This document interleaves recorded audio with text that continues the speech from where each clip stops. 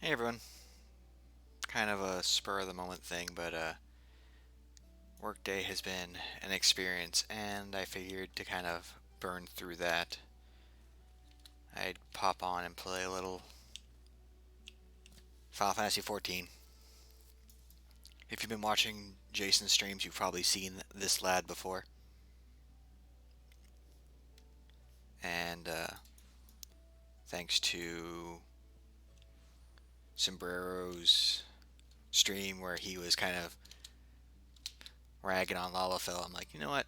I should stream doing something on my Lalafell. So, that crossroads has led to this, where I'm just gonna do some roulettes, chat with chat if we're here, you know, do whatever, kind of just roll with things, see how they go. Maybe talk some 14, answer some questions if folks have some about that. So, I'm obviously being lazy and going as a DPS, so we got a bit of a wait. Give some time for people to roll in if they would like to roll in. Otherwise, I'll probably just have my little guy run around as per usual. Maybe I'll head back to my house and show that off. That could be a thing. Actually, let's do that.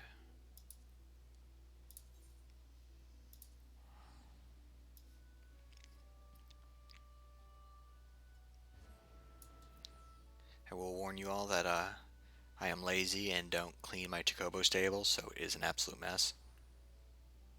So, I could come over here and, and sweep it, but I don't think this is going to do anything.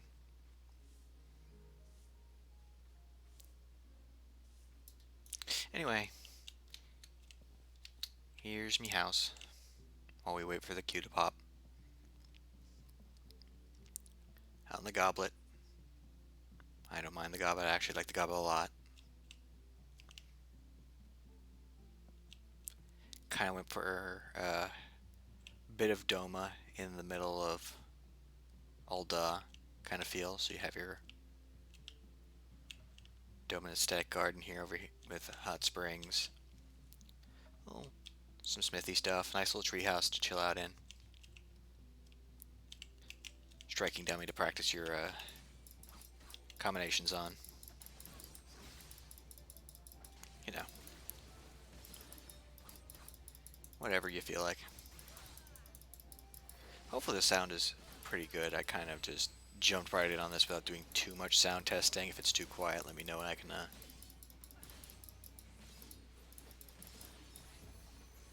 increase the volume a little.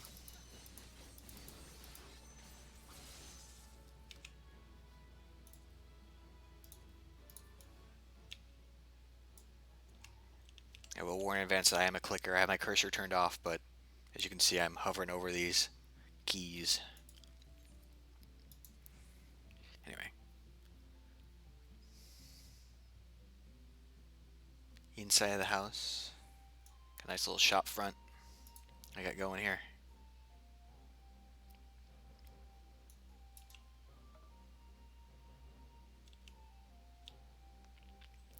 Had a lot of fun putting all this together. Finally got some mannequins put in. Like, I've been holding off on getting them until like last patch. I could show off some Doman style outfits. This was actually here was my old tank lamb before I switched to this one. So, white rabbit to go with the red rabbit. Anyway, got a little living room area for just, friends who visit. Come chill out, have a sit, enjoy some rice crackers, and a pig on an umbrella. Watch some TV.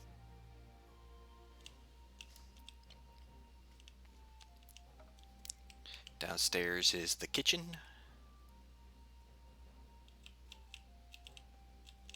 Nice little kitchen I've managed to put together. All sorts of goodies to snack on and enjoy.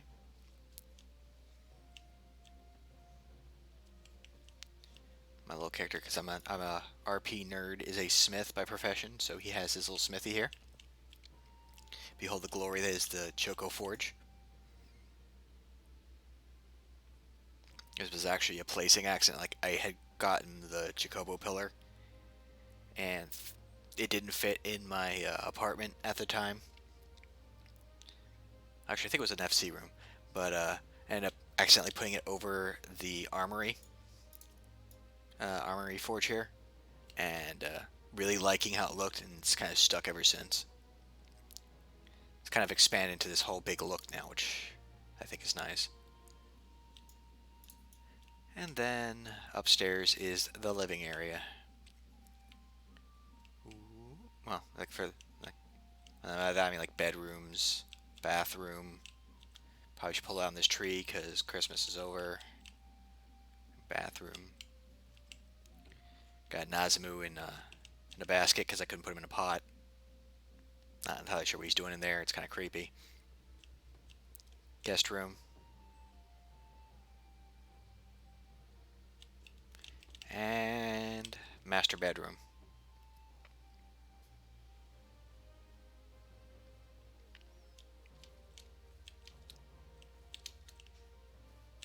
You can tell it's a good Lalafell house because you can jump on most things in it, including these. Sign of a good Lala house.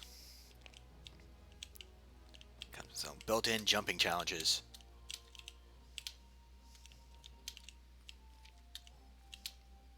Yeah. Anyway. Actually, let's put this away now since I'm thinking about it.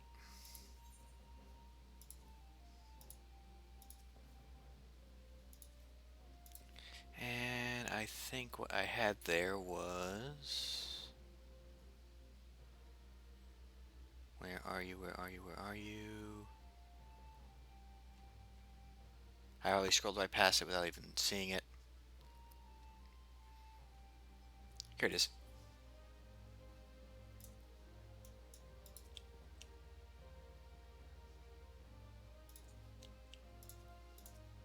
There we go. A little bright. Let's turn that off for now. There you go. Look at that.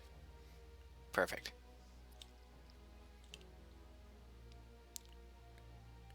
You're a weird dude, Namazu. Woo!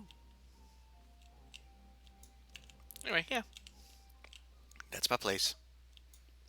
Was really glad to get... Oh, there we go. Time well spent, as long as, you know, we don't have a random tank or DPS decide to bail.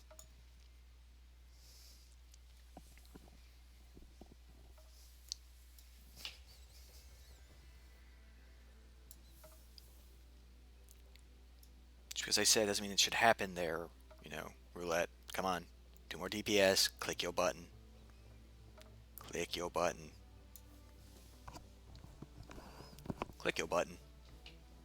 Don't make me sad. One more. One more button.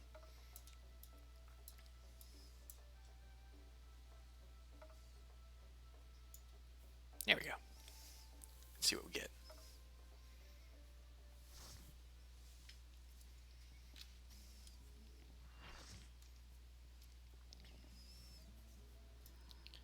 Oh. Okay. Not what I was expecting, but I'll take it.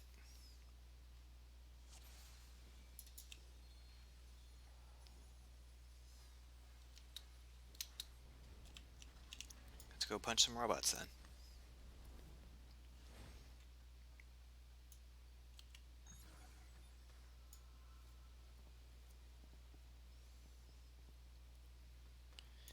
And at least I'm not Alliance B, so I don't have to worry as much about the swoops on this first one.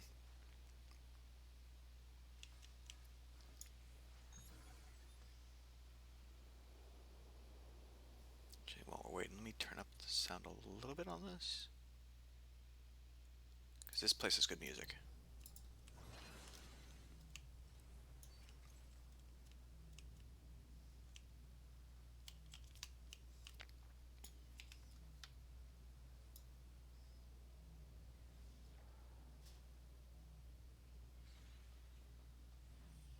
Gonna use my wooden stick.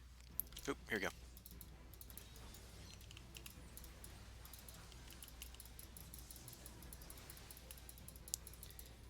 Please don't mock my rotation.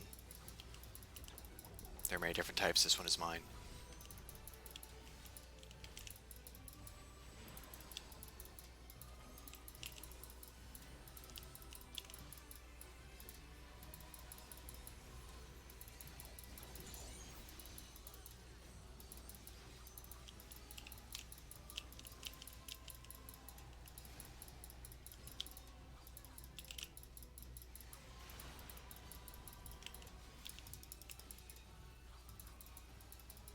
Tell I'm a clicker because I don't know if it can be picked up on the mic, but I am mashing my mouse for my buttons.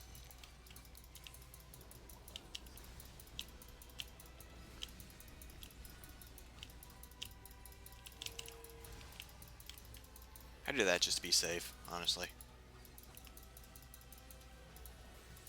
Make sure I'm moving in case it's I need to for that. Okay, is this one the Aeon everyone? Oh no, it's this.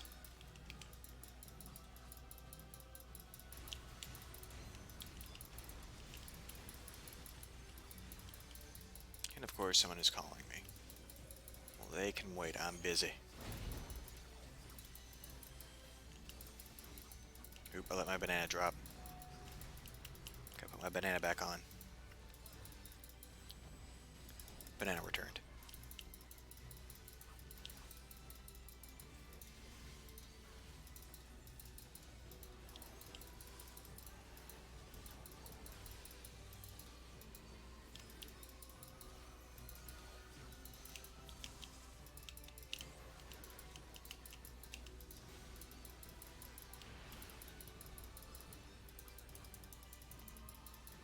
Alright, this is the one.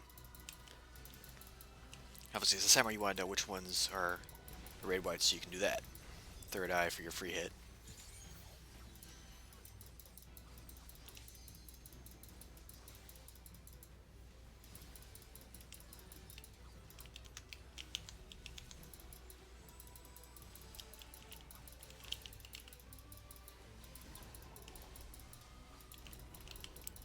Uh-oh, core, move away. Core, no, just gonna stay there? Okay.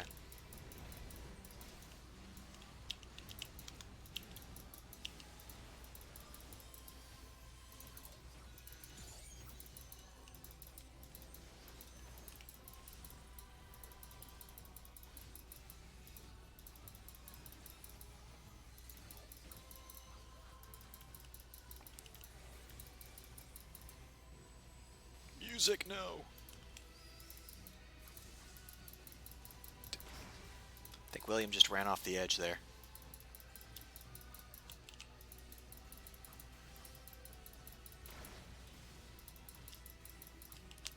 We need another bill.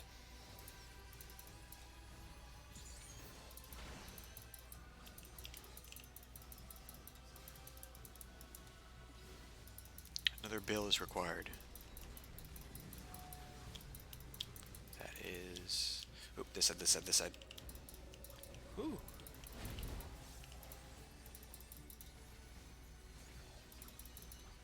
For the unaware, obviously the way the wings turn tell you which side it's going to shoot on. Oop. Get out of there.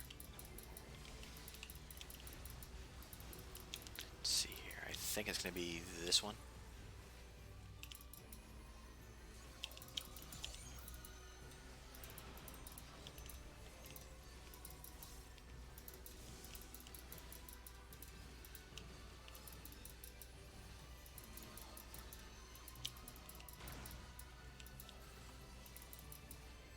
Got my banana drop again. Just kind of going mind numb at the moment. Today has been a day. I'm just kind of going with whatever. So I'm not going to try not to be terrible, but I'm not being optimal either.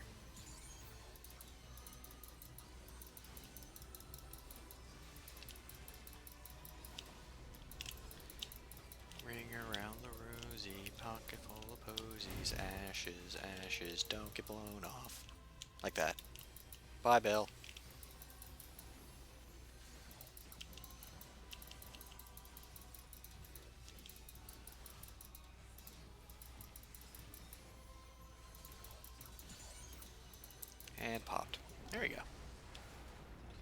about removed. I seriously don't think I need anything from here, so we can just pass on all of it.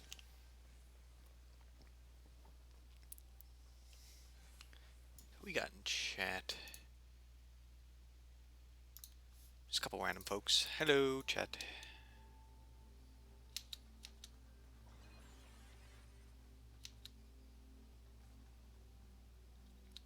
Hopefully your day has gone well.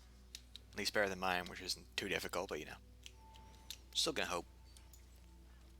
Having good days, good times. Still early in the week yet. Gotta make it through the rest of it. So hopefully it's not dragging you down already.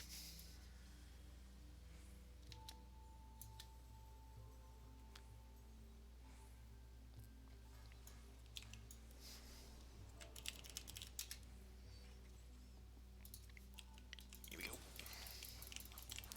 Let's see if we're gonna get people actually interrupting. Would if I could. Can't. I'm not a ranged DPS or a tank. Time to go tiny blender. Oh good, an interrupt. Excellent.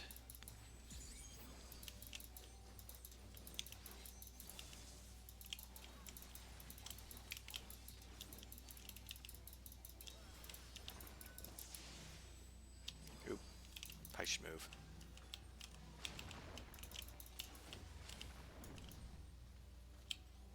Nice, a lot of fire.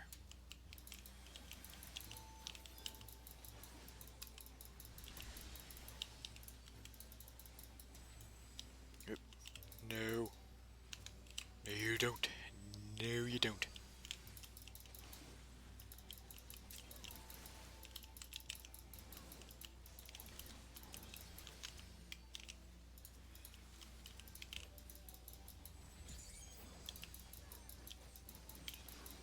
We have one little close combat unit just running around apparently.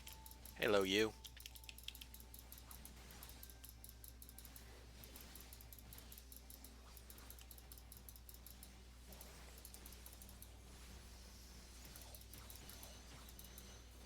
There you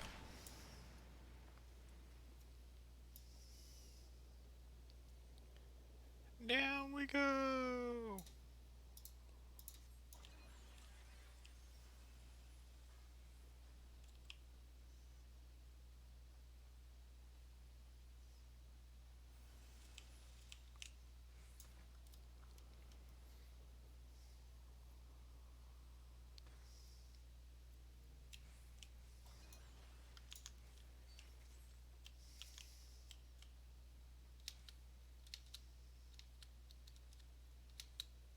I'm wearing a rabbit helmet. I gotta hop.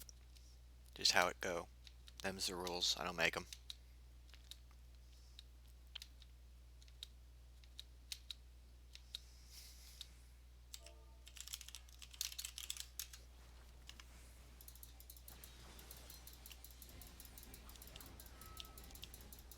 Here we go. Boss 2.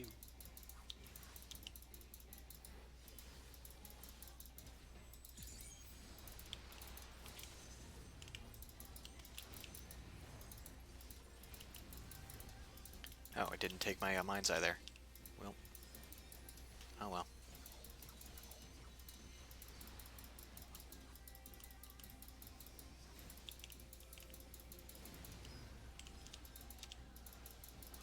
This one though.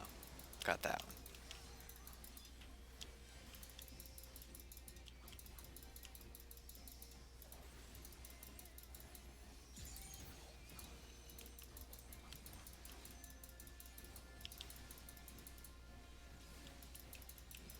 Sharp turn. Check the blade in the direction. In is safe. So apparently didn't finish my second combo because I'm an idiot. Whoop.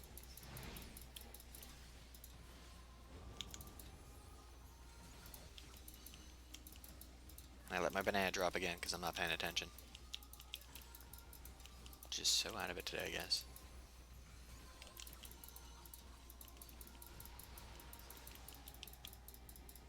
back here. Take my banana. Enjoy banana. It's full of potassium.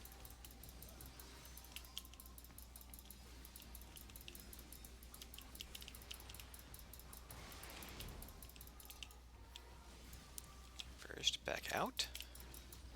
Oop. Hit the wrong button. I am so bleh today. Apologies. This is not a good showing, I'm sure.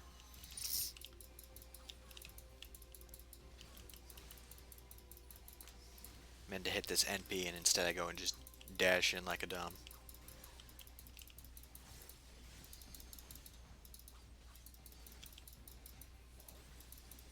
I'm gonna move to one side soon, I think. Yep, there you go.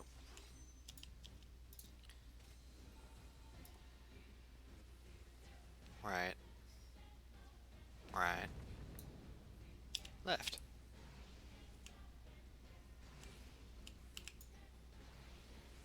Ta-da! Bill, no! Lost another bill.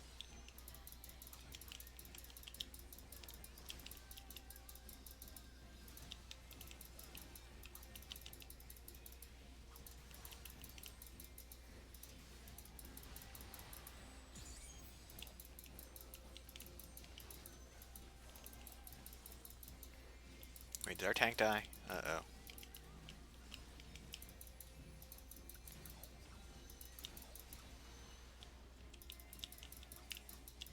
And I don't have quite enough aggro to try to mini tank for a while. Because I'm flubbing too much. No, don't point at. Okay, there we go. Where he was going to point at the other raid.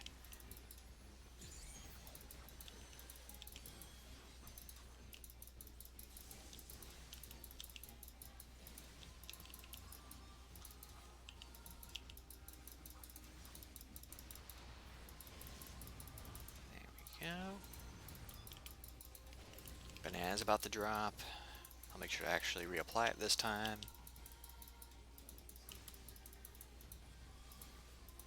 Here. Take my banana.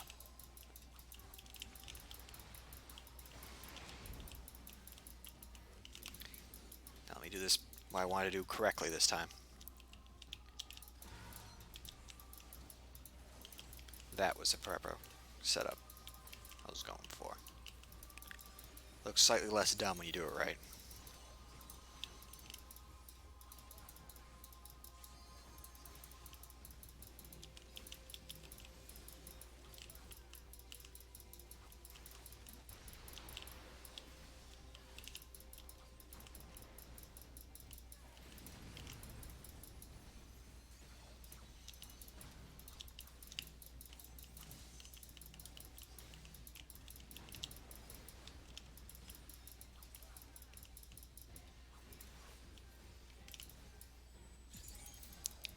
Fresh banana.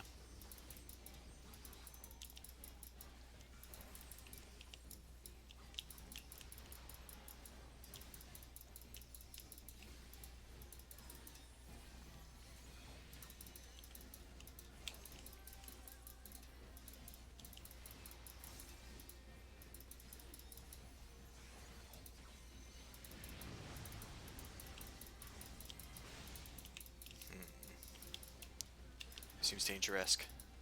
Oh, we're fine.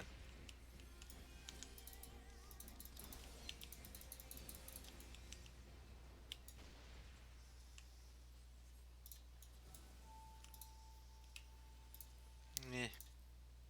Meh. Meh. Meh.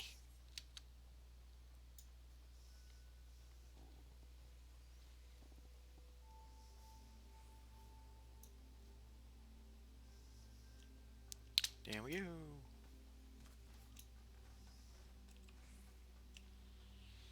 Power slide our way through. Get right on to the next boss. I do appreciate they kind of streamlined these raids. It's like a lot less just trash. It's more just boss to boss to boss and then get out of here. Works well for someone like me who just kind of does these roulettes just to cap my tomes for the week. Part of my hardcore casual style. Like, oh, I'll just cap my tomes and get my gears, just so I'm at least mildly geared. So if someone needs me for stuff, I'm, you know, passable.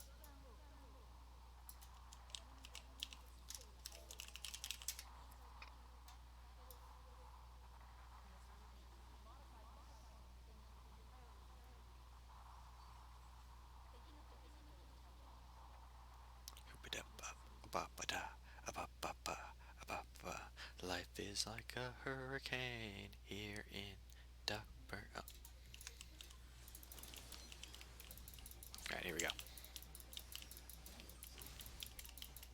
I don't know why I assigned that song to that dance, but I do. I have no reason for it. I do it anyway.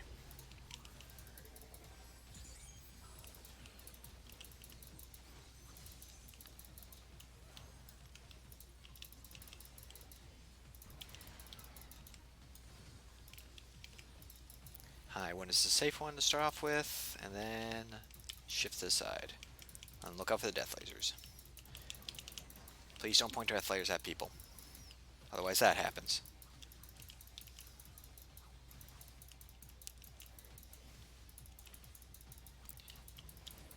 Many folks cannot handle death lasers. Known fact.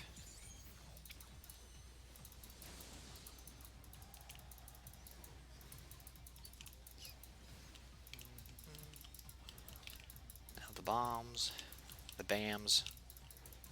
Drop the BAMs, avoid the BAMs, don't get BAMmed. Jump 3, then an AoE.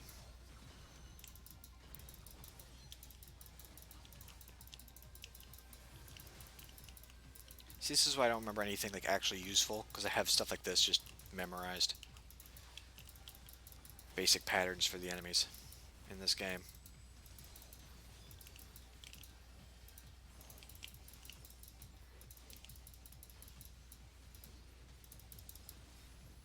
Womp, womp, womp, womp.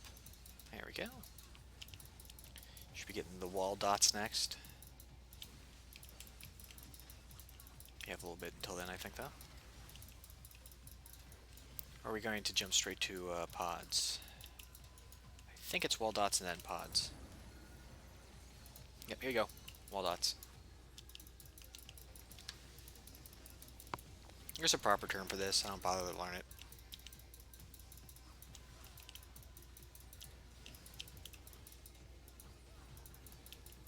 Stay vaguely aware of where orbs is at all times.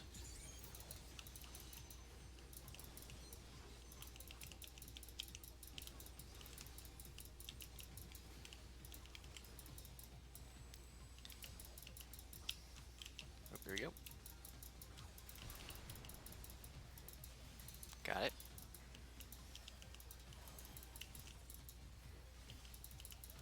Oh, we got a really good red mage. Keeping ahead of me on Dare Aggro. Here come the pods.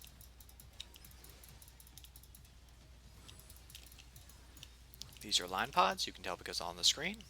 Also, they just go first anyway. You have until the countdown ends till they fire. Is there a straight line? You have a lot more open space for them, like so.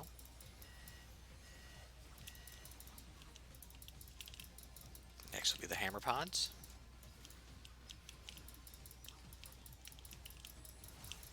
There's less of them, but they hit an AoE around them. You can tell from the circle there.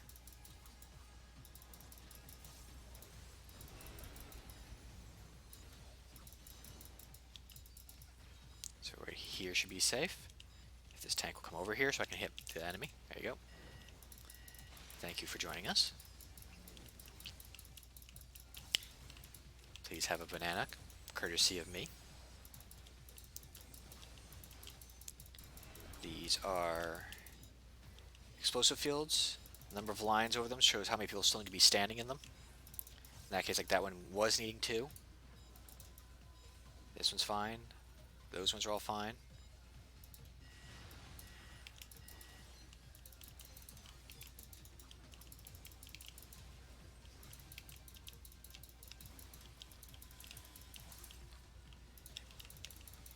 point at the monitors because those are always going to be the way to tell what's safe when they start mixing things up a little bit. Which is what comes next. Show you everything and then... Oop, why did I hit that and then hit the first start of the combo like an idiot?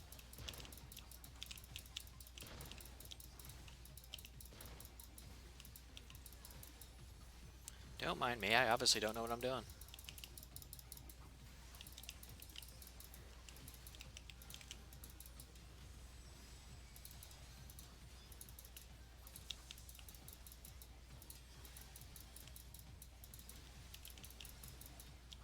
Don't think I'm gonna get... Yeah, I'm not gonna get my third eye in time. He's fine. Here we go. Advanced pods. Remember what they all look like. Safe one is over there. You can tell because line next to a line. Here you go. Safe spot. Those guys are gonna get smashed. Look at that. Womp.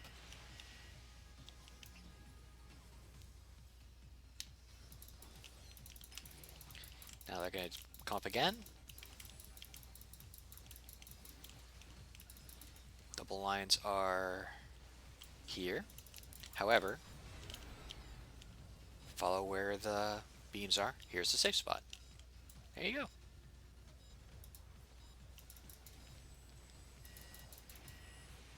And now you know how that mechanic works. Now this thing again, remember, high is the side you want to be on first, and you pivot onto the one that is low. 1, 2, 3, 3.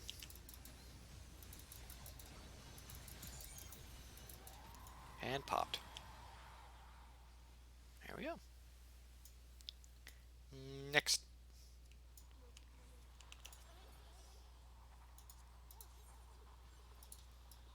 Actually, I think I already have that top. If I want to look like, you know, more of a punk and not, you know, tiny rabbit knight.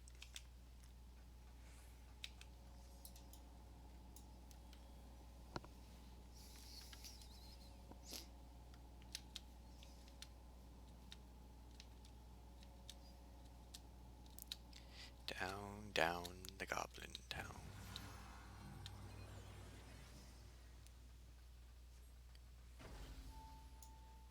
Time for the hallway. So I kind of, like, I've got, like, mixed information on whether or not Lalafell are short enough to just go under the orbs. Seem to get a lot of mixed results on that.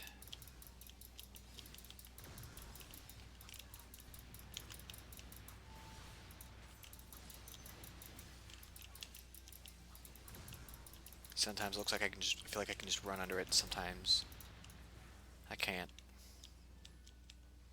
So we'll just play it safe and just avoid them properly.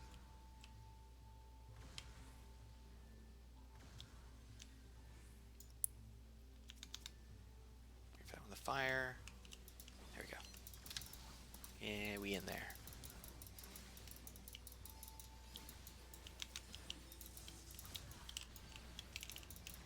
Oop, I got orbed. Good thing this isn't the original design where they said, hey, if someone gets hit by an orb, it's a raid wipe.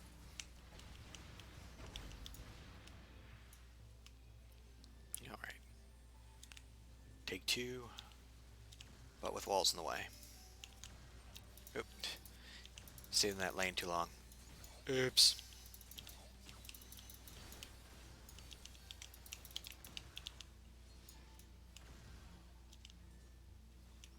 Wait for it. Now we go.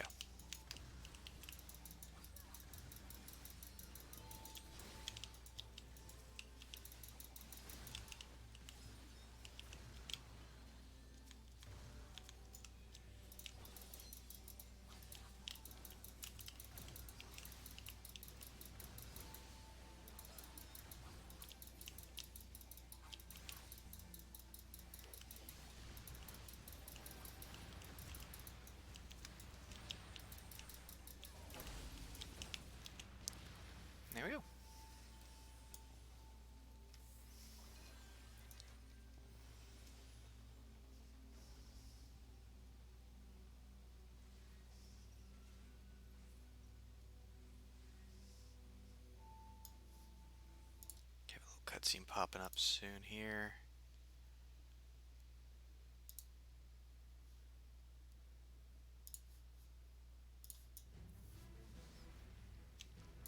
And now we fight Legion from Castlevania. Hey, start without me. I was checking things, how dare.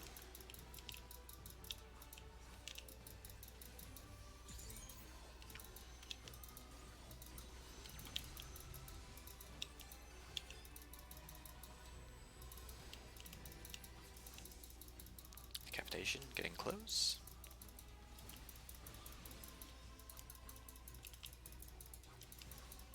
Dissection is a line. Don't be in that line. There you go. Continue to punch Legion. Bunch of effects.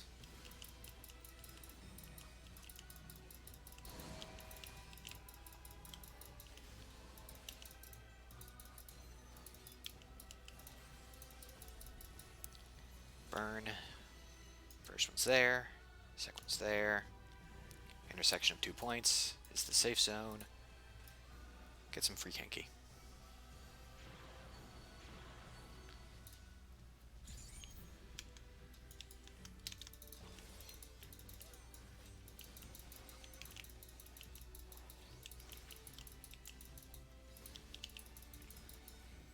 Laceration. That's the raid wide.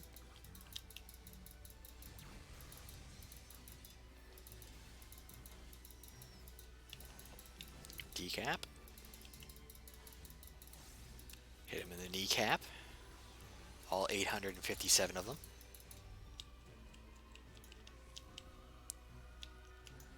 Bob.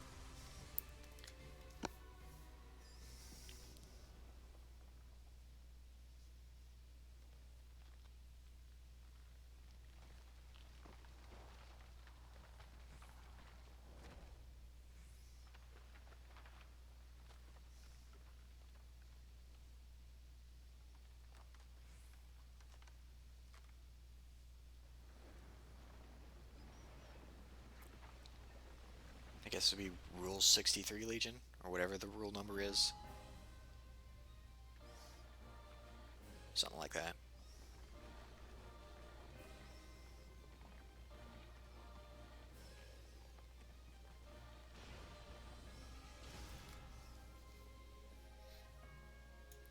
Two Legion.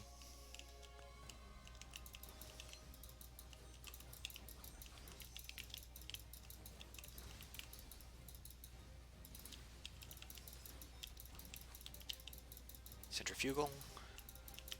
Raid wide AoE.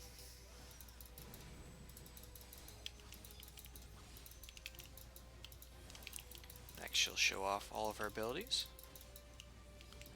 On the spiral.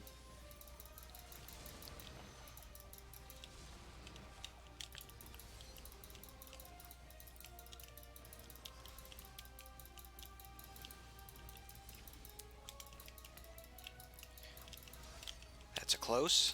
Move away.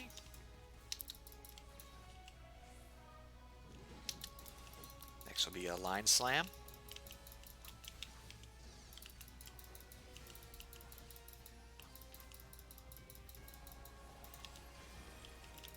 And then her up close.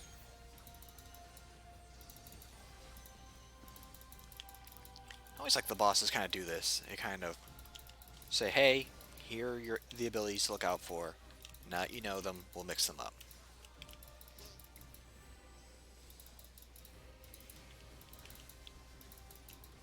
Teleport. She goes where the sparks go, so the safe spot is over here. That took me way too long to realize. Honestly, like I didn't see them, the sparks, at first.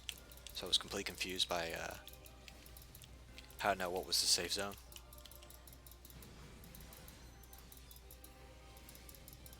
So I do not fault anyone who did not know how that works. 3 parts of disdain, that's 3 hits. That's the name, 3 parts. Hit 1. Hit 2. Hit C.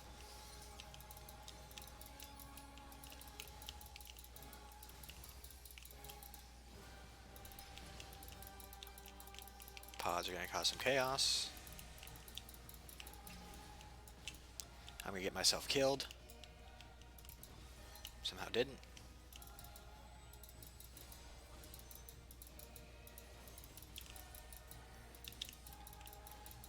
Jump and swing, jump and swing, jump and swing. So 1, 2. Staying right here so she doesn't move.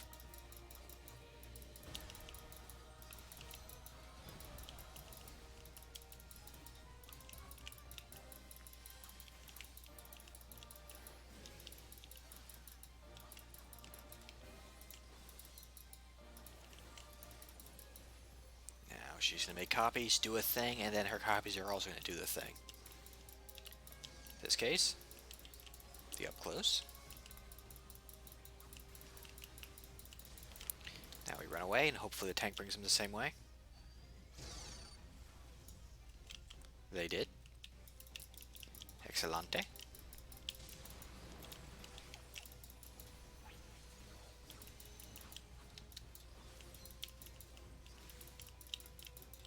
These are, I forget the generic term is for them, but they're areas that you want to make sure at least one person is standing in. I always stand in them because third eye means free hit. Boop. Then she's gonna do one where she teleports him. This is one.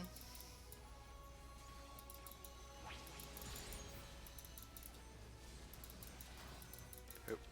I hit my third eye a little too early. Oh well.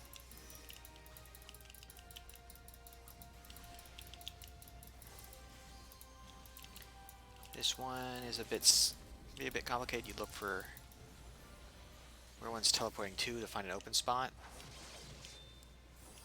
So we actually want to be down here, I believe.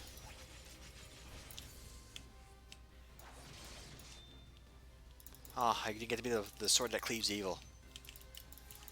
Ninja was super aggressive on getting that LB3 out.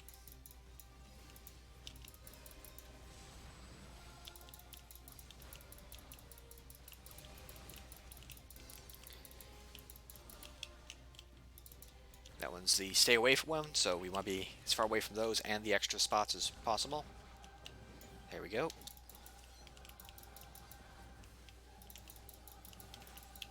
Get back here. Now she's going to make clones, do a move, and then they will teleport. So in this case, away. Regardless of where they get teleported to, I believe. Yeah, we want to be in close.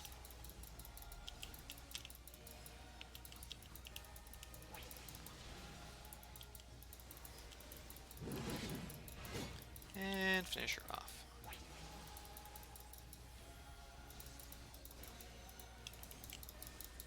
Yep, Puppet's bunker. Got it randomly, so I figured I'd ramble about how to, like, I've done these so much that you can kind of, like, identify every step of the path. Like, okay, first they're going to do this, then they're going to do this.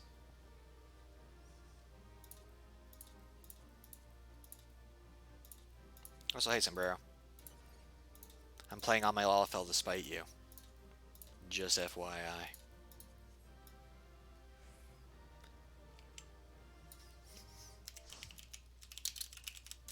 Hello.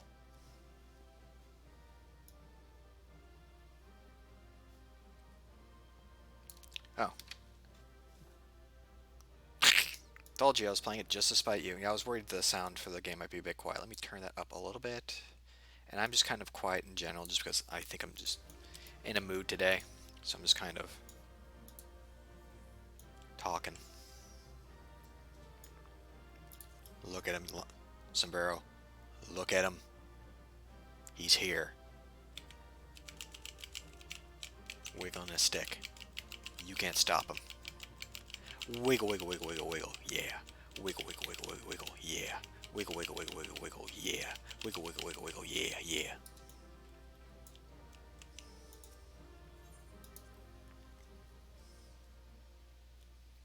Is the game audio a bit better? I turned it up a little bit. I can pump it up a little bit more if it's still quiet. Again, I think I have most of the background music kind of low because I usually listen to other stuff while I'm playing. So playing it straight without any background music is usually it's kind of a new thing. Well, I guess it's a new thing. It's more of a rare thing. Oh, that was quick. I'll pop it up actually just a little bit more just in case. Here we go.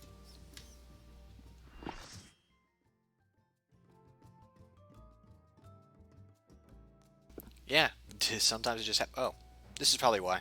People doing their weekly Eden stuff. Fight Shadow Puppy. Behold, Shadow Puppy.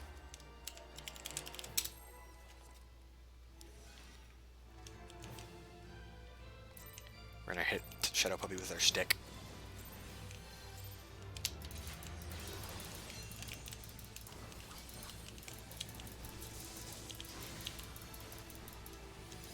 I'm a clicker. I'm a filthy clicker.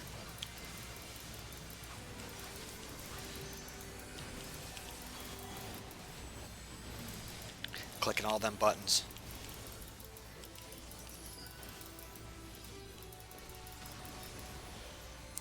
Shadow's over here, so here's the safe zone. Pop goes the weasel. Next, he's going to show off and then shadow the backward implosion after this AoE.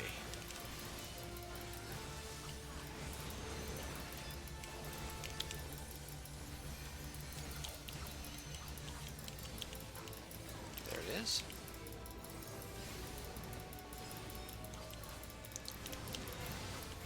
There goes a scholar.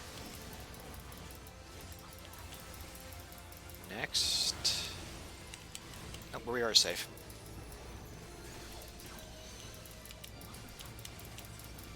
There goes the other scholar.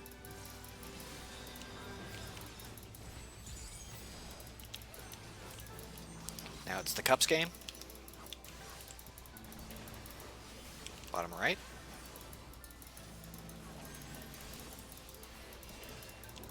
Left. Up. Right. Left. Up.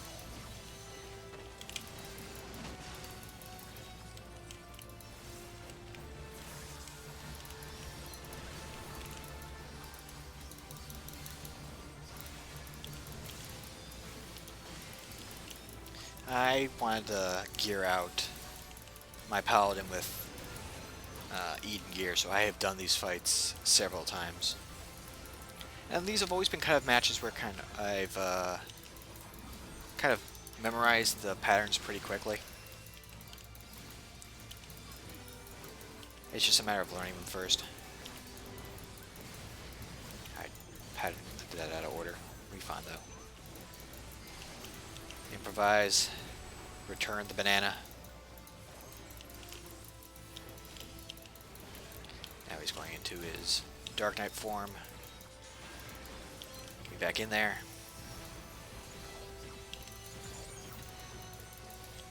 Big hit on tank.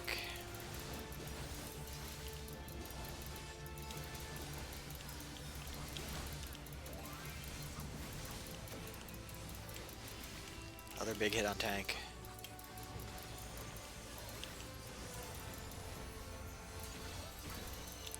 Right slash.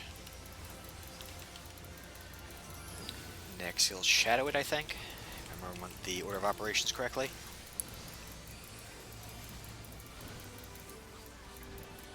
There it is. I'll be on the shadow's left.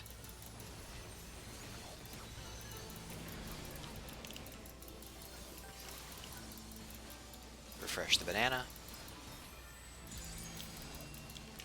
Void Gate. Bleed zones that have a orb that hits at the end.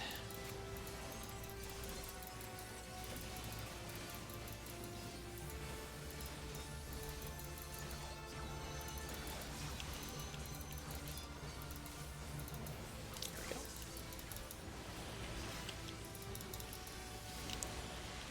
Oh, I'm on the wrong side.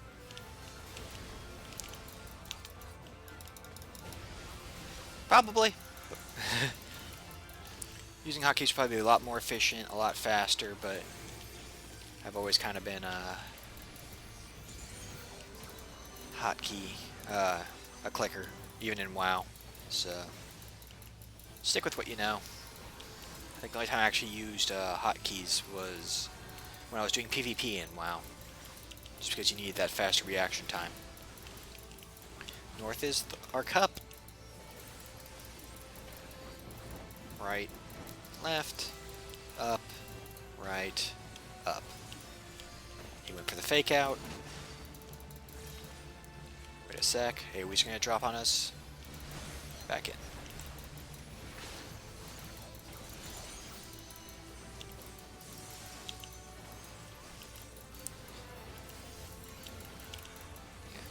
Again, I'm also kind of I jokingly call it a hardcore casual, where, you know, I do try to do my best, but I also kind of don't, and probably sometimes go harder than actual casual people.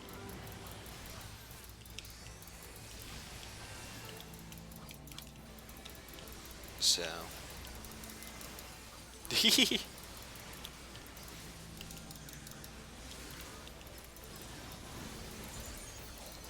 Just so I can be there if friends need me for stuff.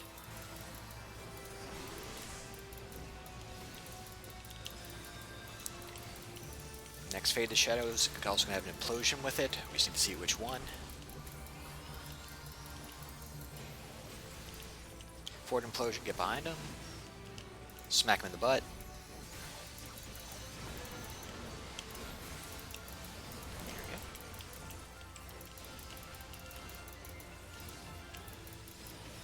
Here comes tank mode again.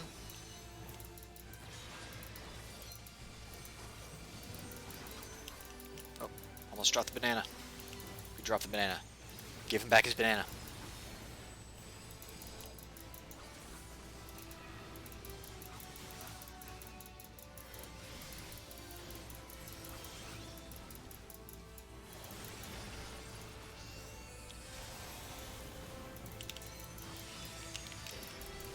Oh, I read that as right for some reason.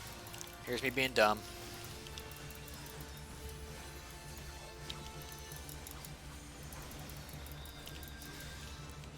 Drop the puddles. Left slash. Here is safe. Actually, right here is perfectly safe from both. There we go. Wow, we have a lot of dead. Do we have anyone who can pick up? Or is this a wipe? This might be a wipe. Both red mages are dead. And both our healers are dead. I don't think we'll manage this.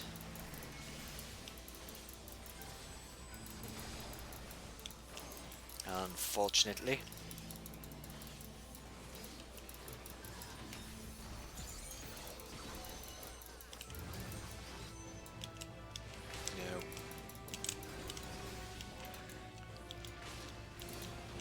No knockback.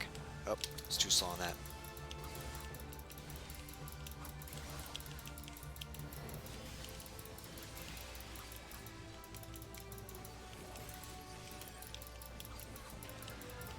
Cup is up. Oop. Right. Left. I completely lost track of that. I think it was this one? No, wrong one. No. Oh, I'm dead.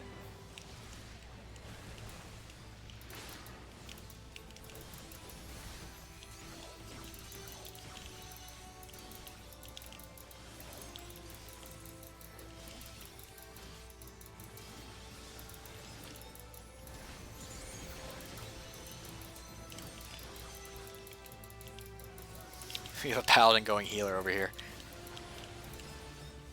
Backward implosion. You're safe. Then forward.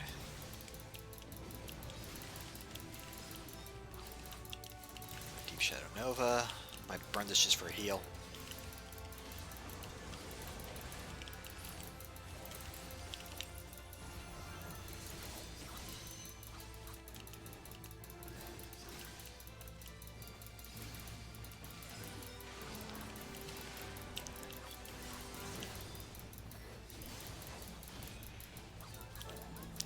Explosion.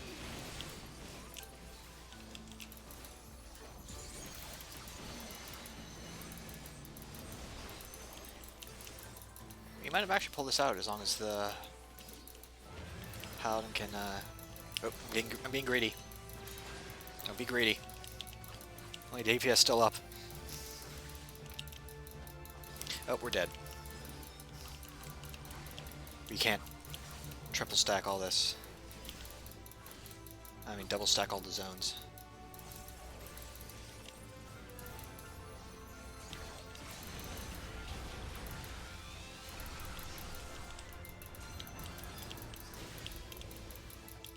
Oh, well that happens. I'll take that.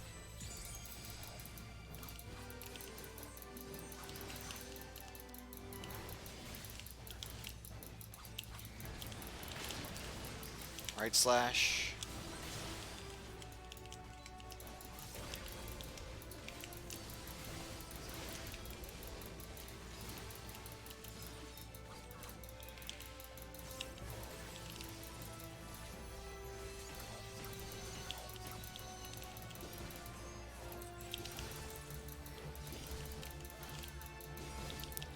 Paladin needs to taunt it. Yep. There's that provoke. You might actually have this. Might be slow going, but we might have this.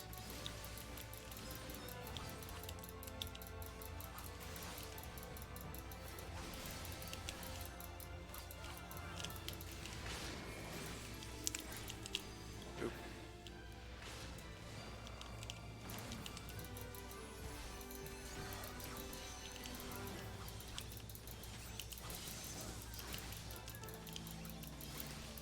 Cups. Up. You should pay attention this time. Right, left, up, right, left.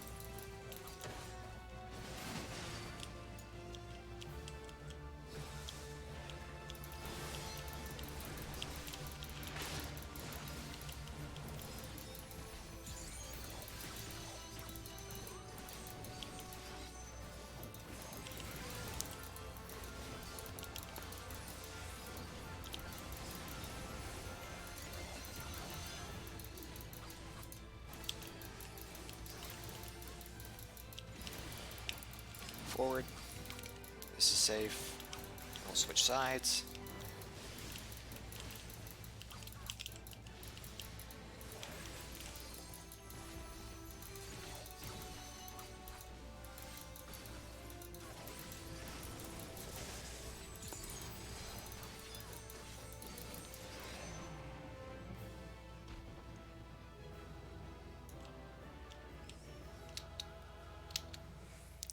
Good tanks do good work. That paladin was literally keeping us up that entire time.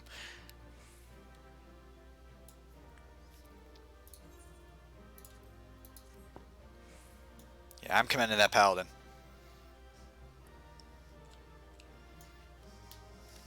And that's why I have paladin as as my primary tank, because you can just sit there and, as long as you can keep mitigate the damage busters, you can tank busters, you are an off healer if you need to be.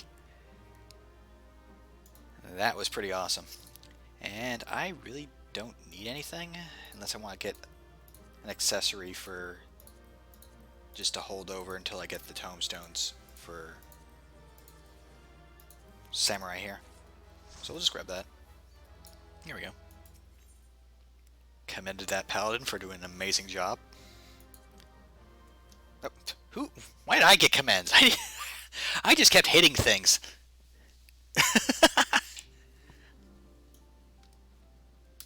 Maybe the two paladins commended me for staying up. So we've done our alliance, we've done our normal. My usual daily set of roulettes after a reset are normal raid, alliance raid, trials, and experts. So let's hit up a trial. See how quickly that pops up.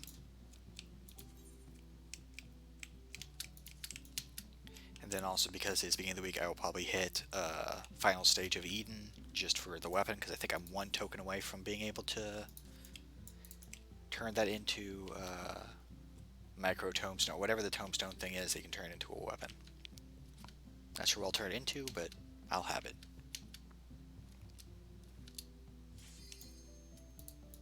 Let's see what we get.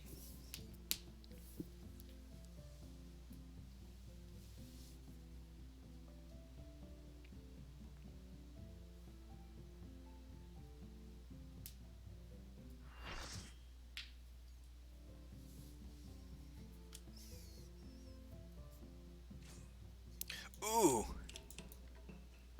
Yes. Hold on, we gotta drop the music for this one.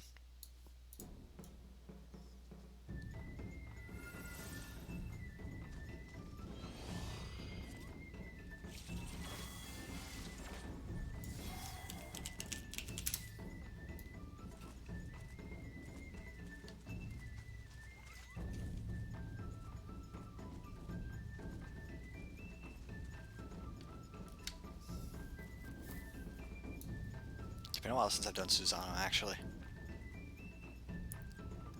Sure, it'll all come to mind as, you know, as I do it, as I am wont to do. Like, I'll forget something until, like, a minute into the fight. I'm like, oh yeah, no, this is the guy that does this, this, and this.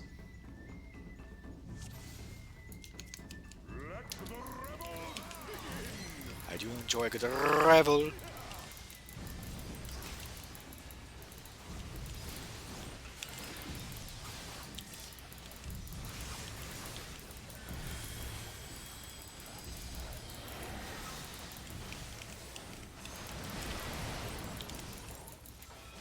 Well, there goes two people. Susano enjoyed it.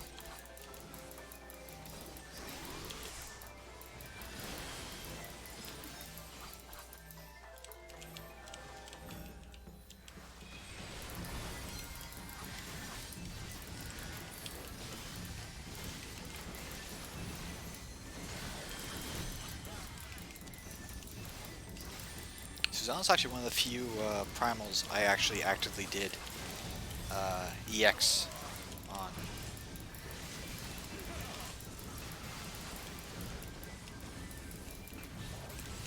I usually don't do EX primals.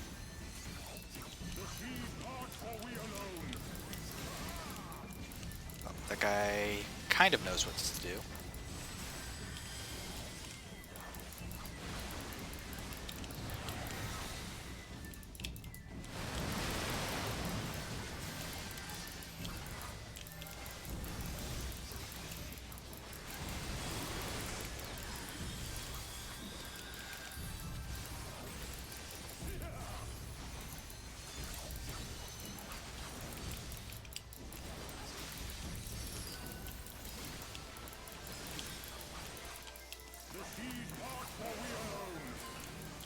Oh, this one's gonna get knocked back real far.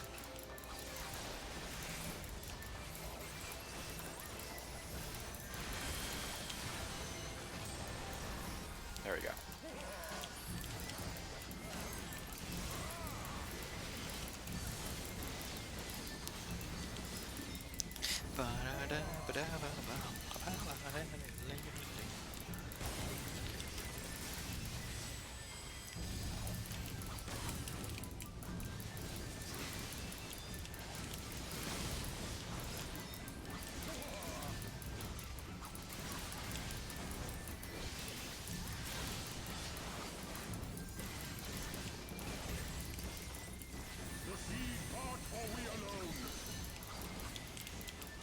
Usually when I get targeted with that, as I recall, I usually run up to like right behind the tank, so I just hit the wall, so I move all of 3 feet.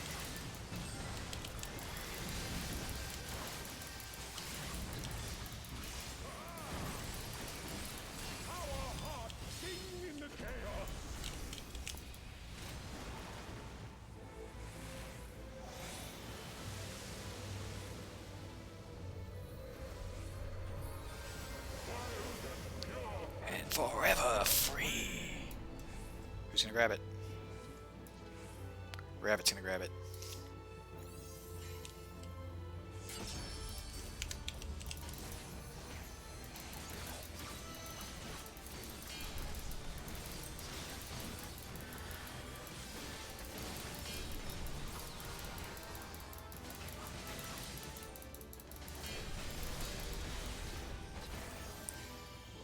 Sword 2, Electric Boogaloo. The monk's gonna take it apparently, because neither of the tanks wanted to. Punch tank it. There you go.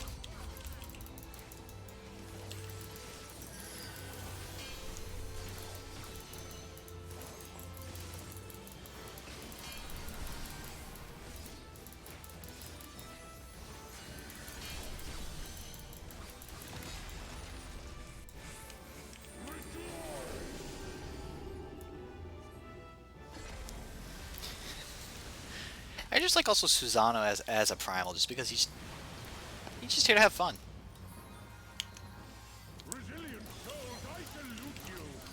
He's very good natured. He's not really out to bother anyone. We just have to beat him up because he's a primal.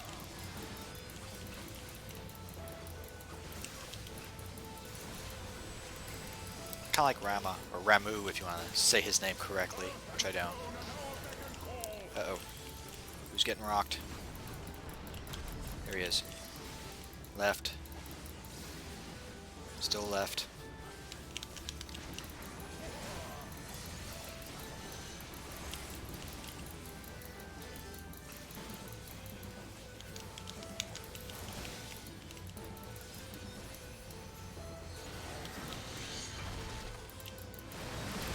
I mean, I'm pretty sure at some point we're going to have to go punch out Zodiark himself, and then also, sure Heidelin's going to not survive that. I've already voiced over several media what my thought is on how the whole Zodiark Heidelin thing is going to end.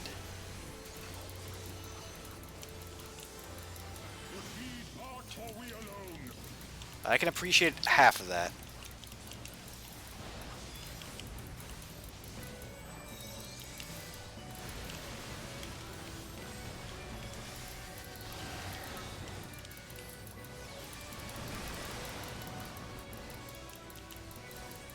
I mean, the ones that are left are the big ones, so...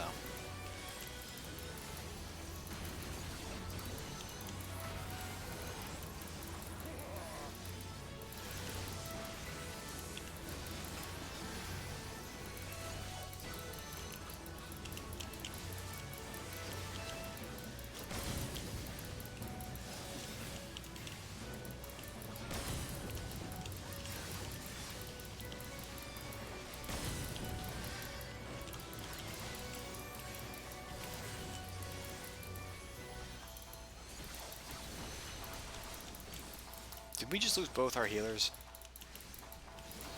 This ain't good. I don't remember. I don't think we're at the level where Red Mage has berets. Where's the stone? Who's getting stoned? That one. Back to there. Right to there. What's this one? Can I kill it in time is the question. Nope, not with that happening.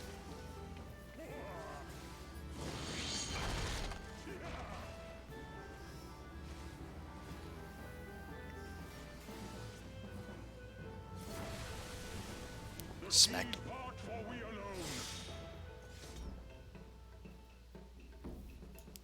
Well, there you go, take two. Electric Boogaloo. Doubly true here considering he's a lightning primal. You know, Sombrero, have I told you my whole,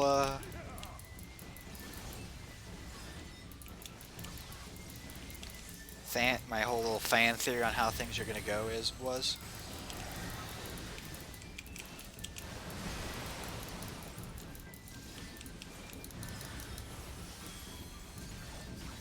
Well, I mean, we're just running through all this again, so I can mention it. My whole idea is, considering Xenos is looking for a new weapon to greet his friend, and he knows that Heidelin and Zodiark are both primals, my assumption is he's going to try to do Shinryu Take 2 using Zodiark. And he's either going to succeed and be able to control it because he's the big bad, you know, dark mirror of the Warrior of Light and be able to get away with it, or he's going to overstep and get controlled by Zodiark, who's going to try to continue doing, you know, whatever it was you know, what it was supposed to do. And in that process, to handle it, we are going to gain Heidelin's full power to be able to combat him. So, Elder Primal versus Elder Primal, just one has forcibly been manifested, and the other is kind of given freely by the other. And then, of course, we win because we're the good guys. Of course we win. And then we find out that the... Oh, here you go. Actually, this is what I do. Oh no, I moved all of 3 feet. Whatever will I do?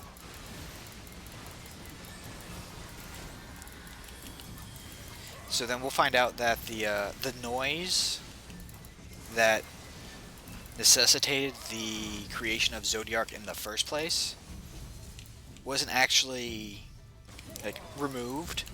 It was being subdued and controlled by Zodiark and then Heidelin.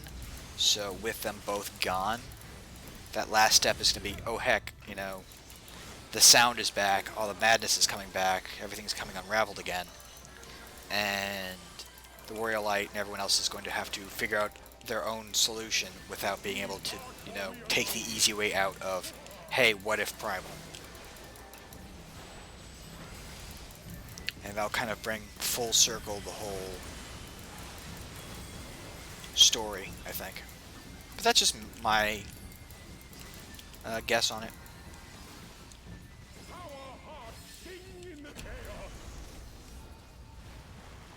Don't know how likely it is. Don't know how much of it, like maybe parts of it will be true, parts of it won't. But it was kind of like me looking at, like, if I was going to write it, that's what I would be doing.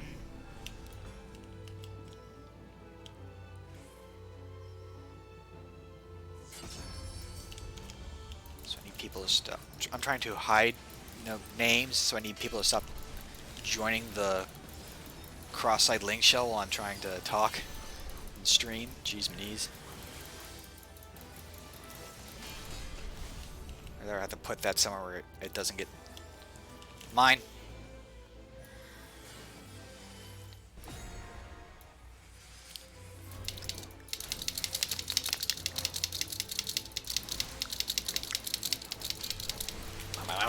Mine. Let's do what something a katana is never supposed to do. Straight clash with another sword.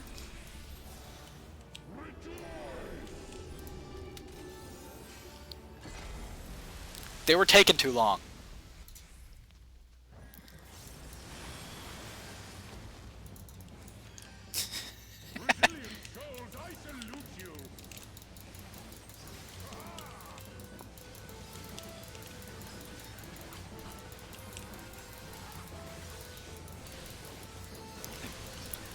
One tank took it and the other one is just hiding away because, and also the first tank didn't want to take it again for whatever reason. So now it was mine. To the right.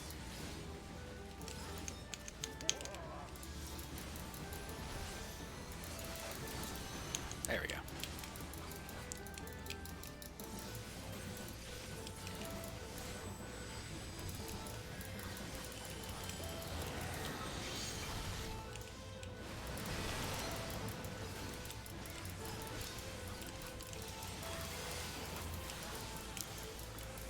That's kind of my whole theory is kind of, is like the idea of bringing things full circle. Like, 'cause, you know, one of the big mysteries is the noise.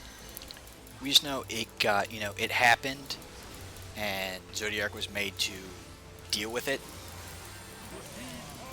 So it just becomes a question of, will they always just leave it a mystery and never explain it, or is that kind of a Chekhov's gun thing where it's going to come back and then we get to find out the source of it and then actually try to beat it without relying on, you know, on our own power, showing that we can measure up to and or surpass the ancients that we came from. The words.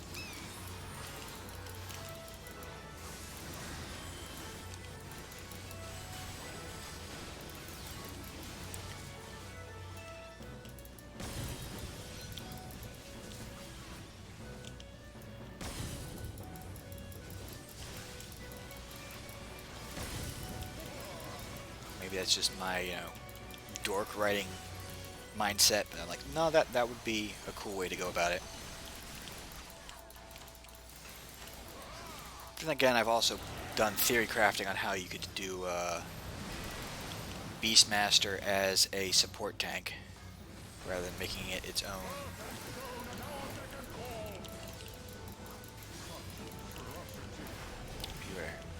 You were here, you are here, you're now over here.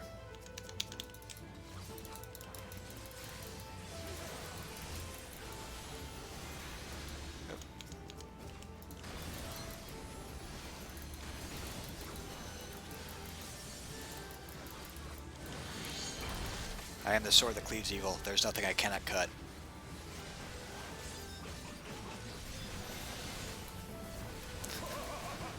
There. There's a very mundanely said anime reference.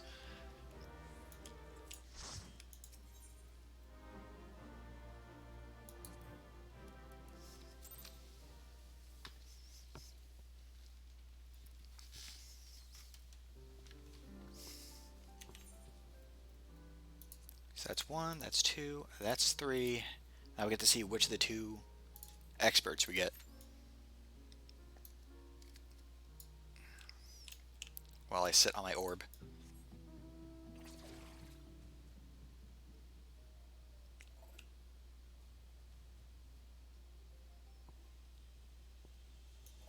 Orb.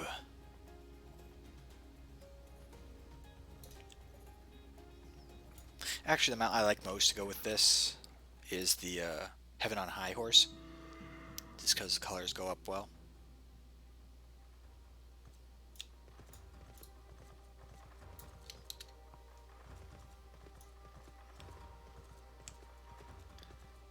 But of course, the best Lalafell mount, don't at me. Tiny airplane.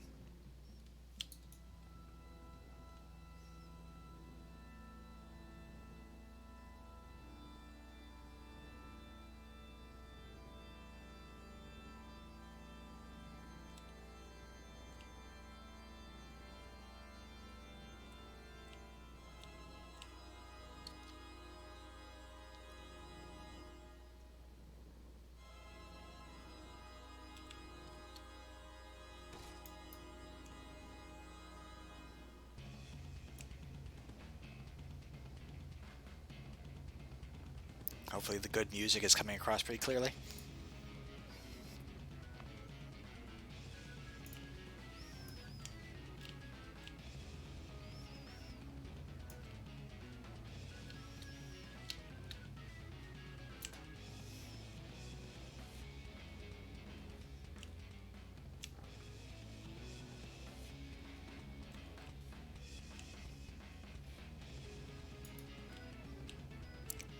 Let's go just fly around and Thanalanalan while we wait.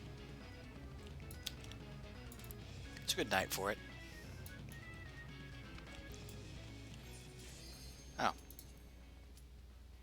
Or, you know, it'll pop up. Just in time to deny me.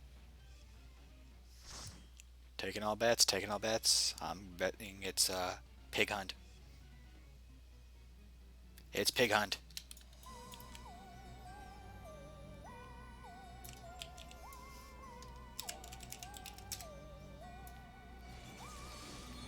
Ooh, I get a dance partner. Which means it's time to dance.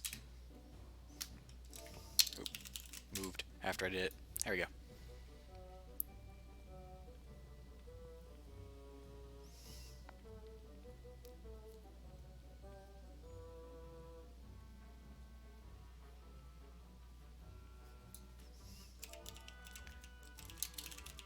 Quick dance change.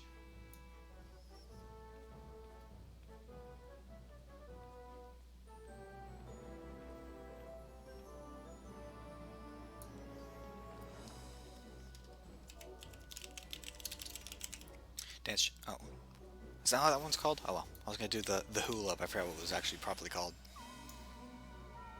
How am I doing on my currencies? Battle. Yeah, it's gonna be a bit if I can buy some.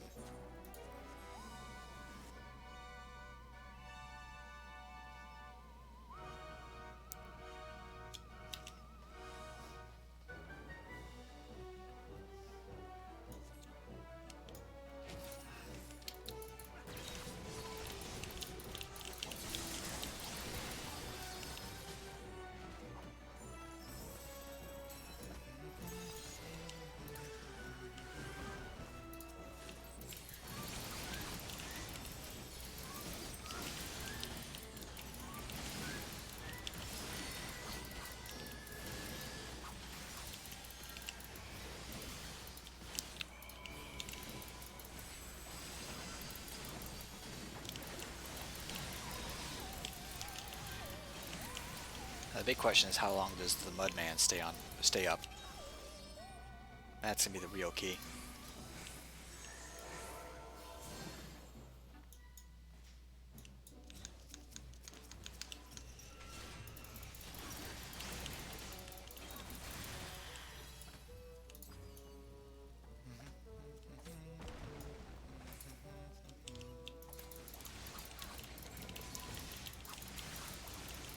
Son of Ziggy.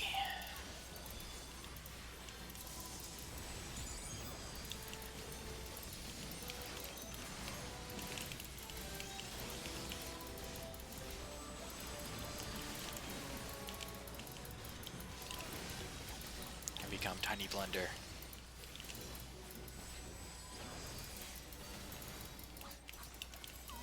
Part of the fun of Samurai. Become Tiny Blender and look pretty well doing it. Pedals!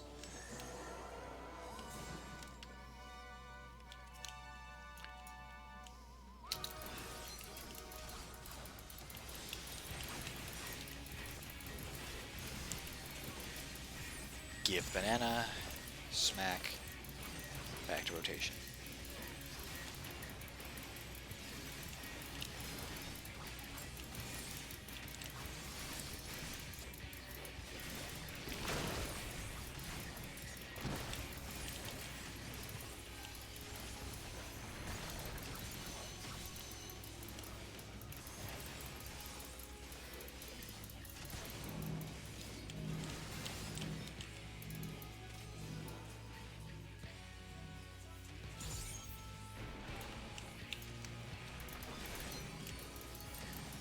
Oh, Dancer didn't drop their orb.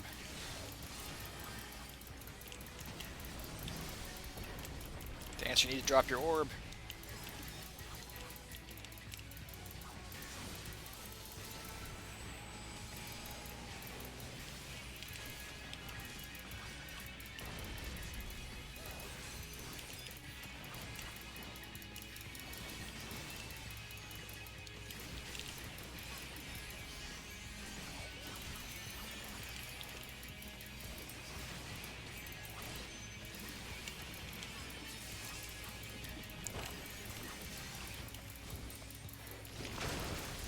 Beware the Mudmen.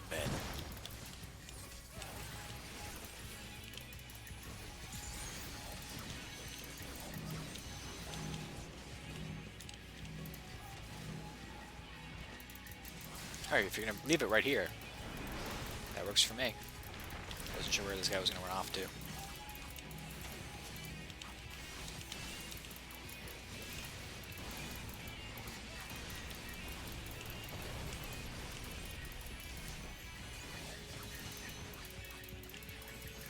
Dancer, you need to aim the orb.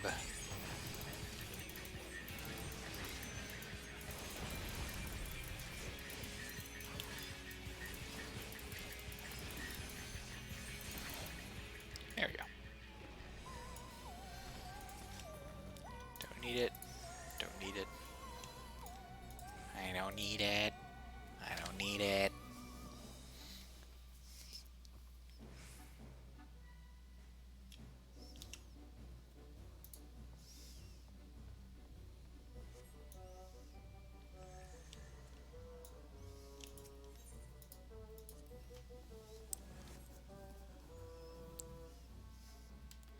And now for water and water and water.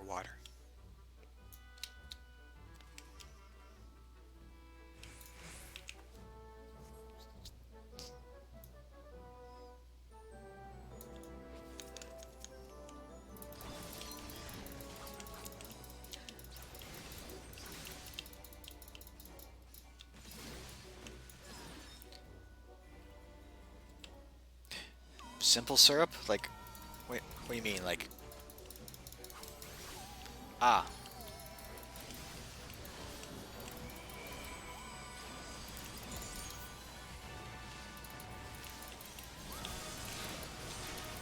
That sounds handy, yeah. If you just need that little burst of energy.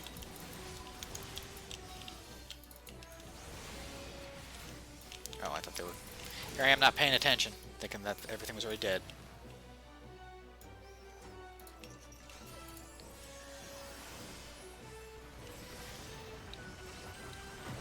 With me, I tend to... I like my fizzy drinks, so I try to lean more towards sparkling water. If I can find good tasting sparkling water.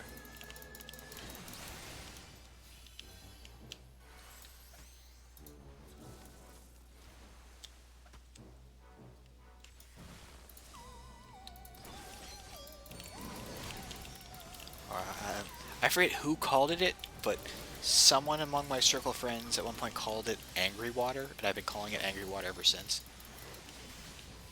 I just like my water angry.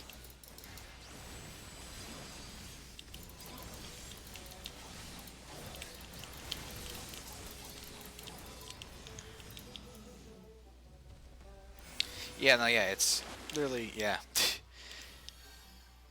Same thing as soda, just with less, you know, like, acids in it.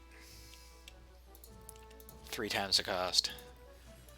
So I don't have it as often, but I do like to have it. At least some on hand for every now and then. Especially if you can find, like, the big, like, liter bottles of them. Obviously you're not going to have, like, the 2-liter bottles that you can find with soda for, like, $1. But at least makes me feel like I'm, you know, getting a slightly better deal. As opposed to, I think, what is it called, like chilled ice or something like that, where it's like this little thin bottle of sparkling water and it's like $4.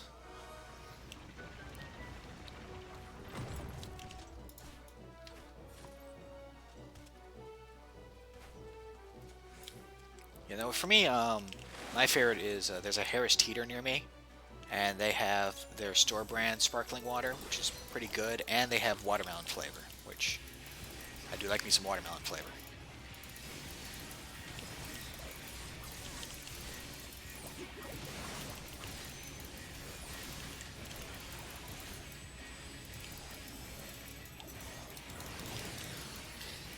It's a type of grocery store. Actually, I don't think I've really seen many of them until I moved to my current apartment. Maybe, yeah. Because my usual go-to around here was a Shoppers Food Warehouse. And there technically is one near here. Yeah, I'm up in Maryland. But yeah, I know there's sometimes, like, yeah, various regional grocery stores and like, because I remember up in Pennsylvania you have Giant Eagle, because I used to go there with my grandmother, and they had a nice one back when I remember when I was a kid. They actually had a room to leave the kids while you're grocery shopping, and they had like a Genesis there, and you could play you know, whatever they had. I think it was the Genesis version of Aladdin. It's the last time I remember. I forget if that was the good one or the Super Nintendo one was the good one, but they had it.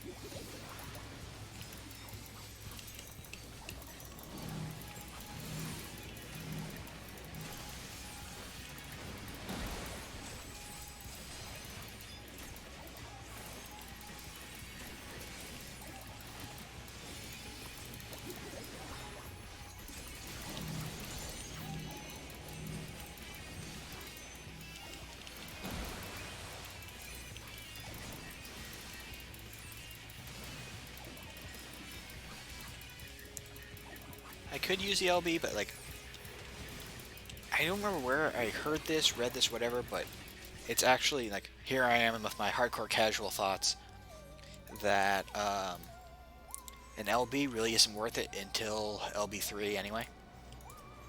It's like a strict DPS loss if you use it. I don't know.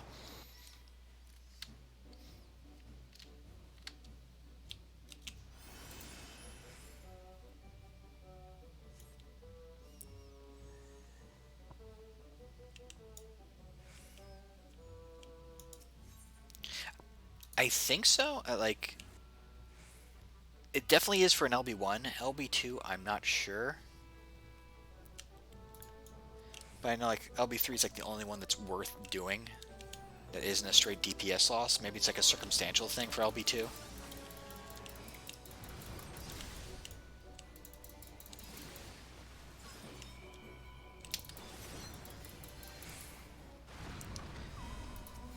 I definitely won't speak with any certainty because I do not know for sure and I do not want to spread misinformation.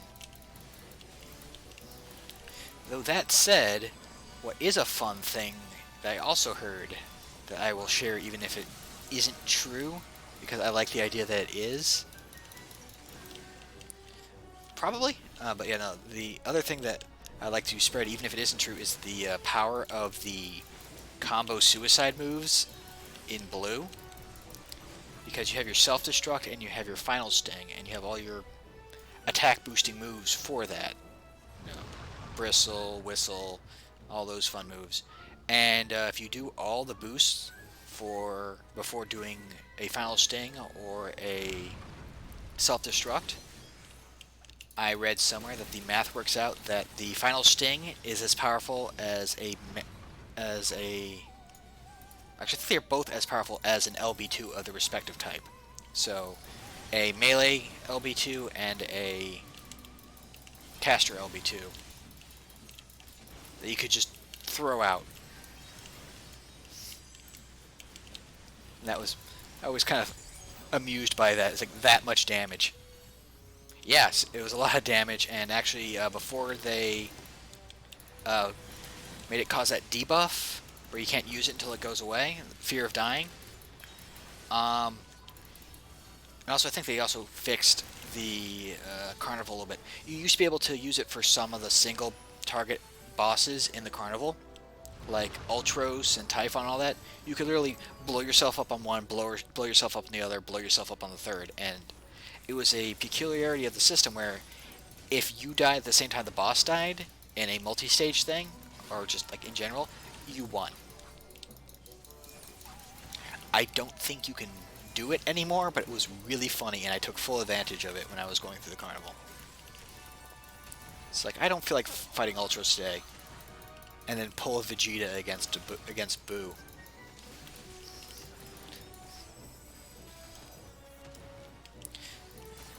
Honestly, only real reason to go for Carnival, I think, is they're a great way to get some abilities just without having to go through the various locations for them, like Coil. And then on top of that, getting them, clearing the Carnival fully gets you the res. The 5-minute cooldown res.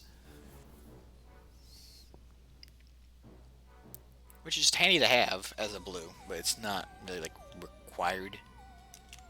Unless you're trying to do stuff actually, seriously, like you're trying to go for the mounts or the achievements and stuff.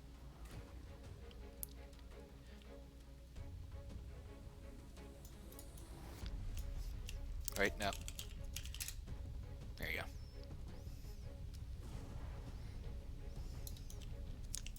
Yeah, now see, in my hardcore casual fashion, I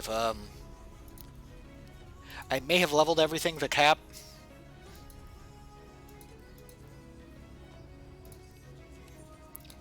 And I'm max reputation with everybody.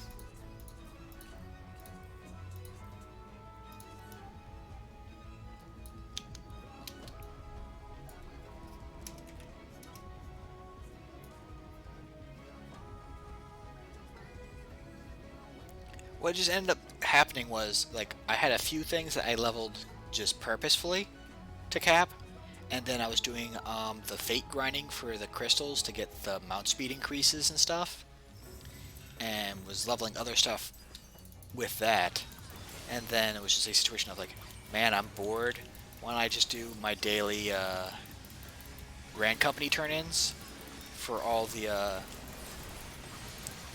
crafting jobs I don't have at 80 yet.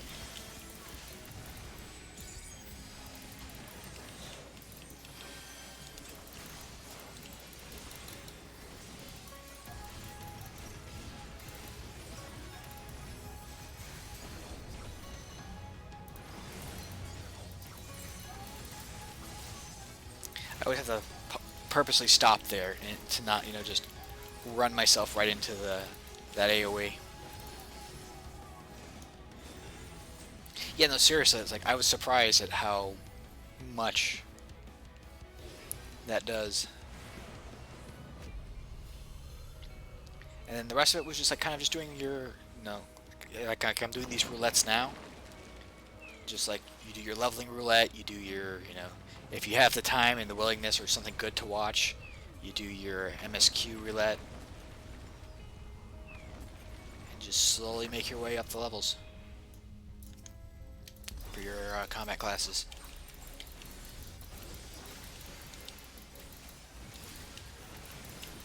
That's my hardcore casual way of doing it. Oh yeah, it usually is. As I said, it's you can't skip the cutscenes anymore. You definitely want to make sure you have, something to keep you entertained during them, unless you like watching them.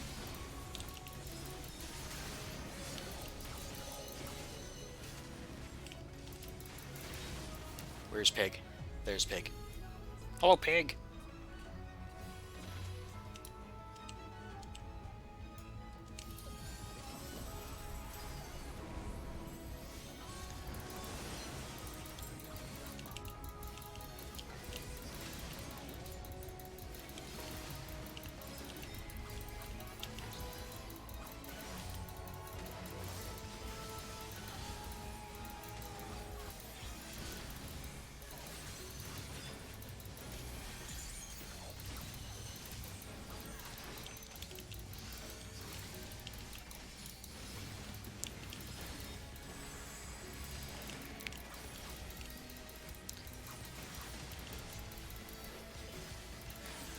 Alright, that's the AoE.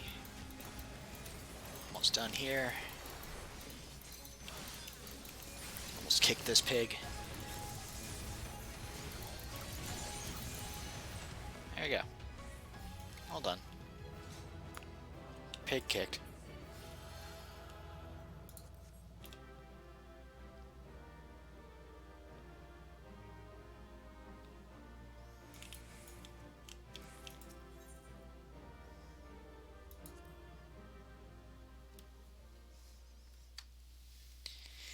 And now for one last trick.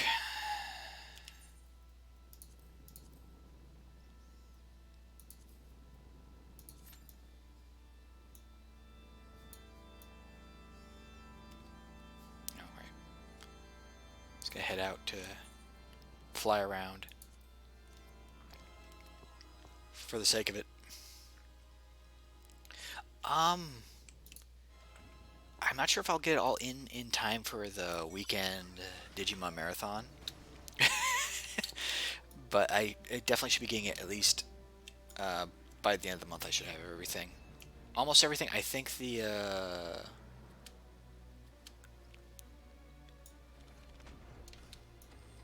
equalizer piece, the first part that you recommended, they didn't have any, so they're on back order, so I have to wait for that comes in. I'm hoping to get everything by the end of the month, but if not, I'll at least have most of it. Yeah.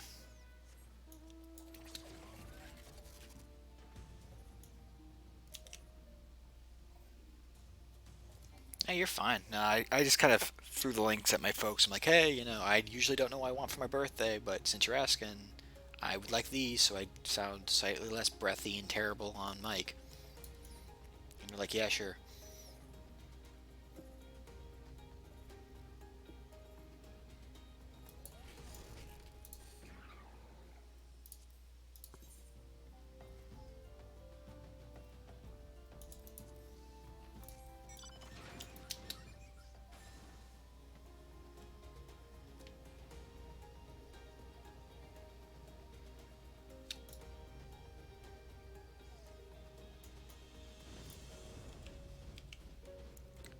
Wait, do you know a prime number? Wow. I'm so sad he doesn't have like a mount button just to make him dance. Yeah, see, really falling apart here. Not giving me my dance button for my robot.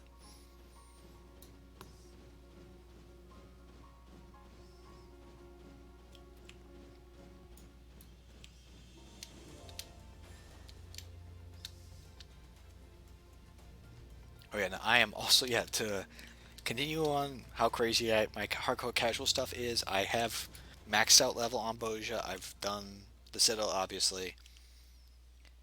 And yeah, as I mentioned, I think in your stream, I have cleared Eureka as proof by the orb here, up to including doing Baldesian's Arsenal. Because once you clear Baldesian's Arsenal, you get this.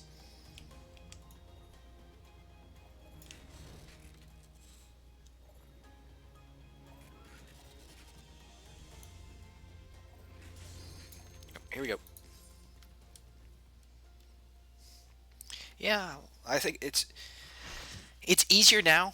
I did it when it was current, ground floor, before they started, boosting the experience gains and, making all the adjustments and things to make it more palatable to get people to keep going in there.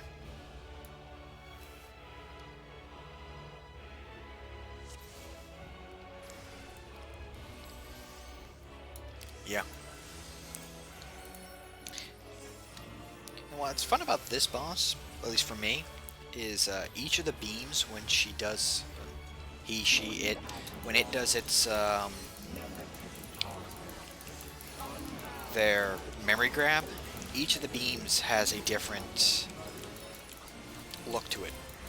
So you could literally just not even be looking at the crystals and be able to say, okay, it's this, this, and this. So, of course, the first start is basic. There's lightning. You can tell because it's purple and crackly. You can actually max range that.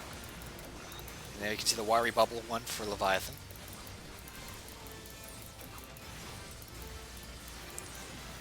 And it's going to repeat.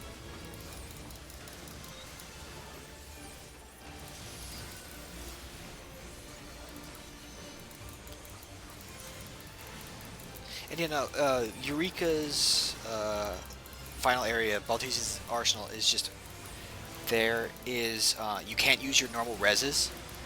You have to use like the Logos action reses. That's all you get access to. So it actually, so rather than just being like, oh hey, you can wipe, you can pick it back up, it actually wants you to try not wiping. There's fire. And then actually there's some enemies you actively want to avoid. You want to kill as quickly as possible. I think it's the light Diaz or something like that. There's wind. Because they do banish. And banish will kick you out of the dungeon.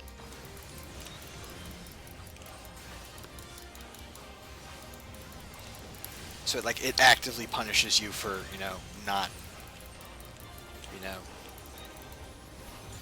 doing what you're supposed to be doing. If you're you're following, you're following the mechanics, doing what you need to do. Healers are on top of their games, tanks are on top of their game.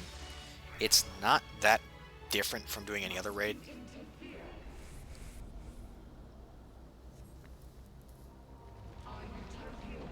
And usually you have someone, especially on some of the runs I did, you had someone who would call out where people are supposed to go.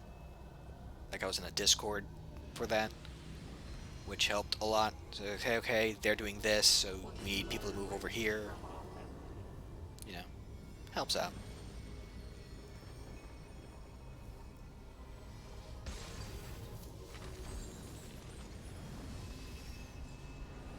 The only downside to that approach I took with that Discord is they usually want, if you're going to do Arsenal runs, they want you to have done Arsenal runs, which is, was a type of logic that I was never fond of. Hey, it's for jobs where, hey, for you to get the job, to learn the experience, you need to have the experience. It's there's no ground floor to come in on.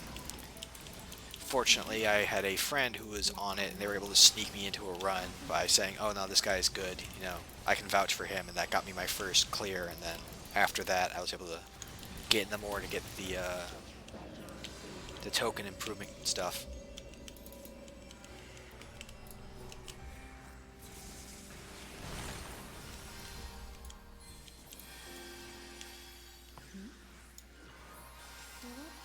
to the other half? Fortunately, with Boja, there's something similar for Boja, but they've also kind of upgraded where it's just like Boja's technically a fair bit easier. I would just say the hardest part of Boja itself, the Citadel itself, is literally just the final boss, because if you get called up to fight Lion himself, Me? at least when I first tried it, the DPS check for the the small group that goes up there is very tight.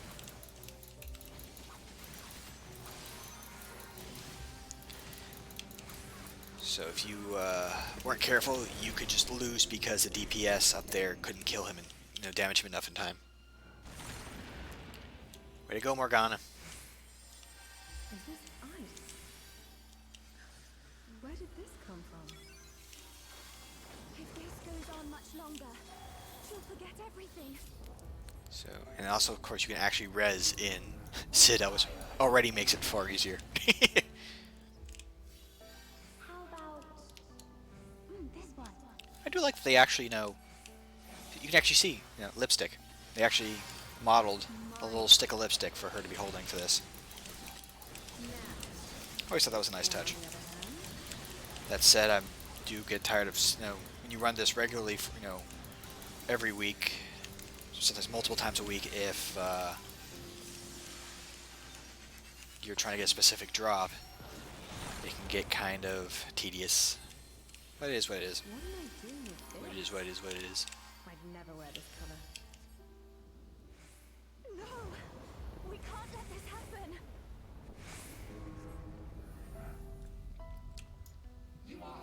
That should be an emote for me if I do the whole, making emotes for myself. I should have two emotes that is it is, and the second would be what it is.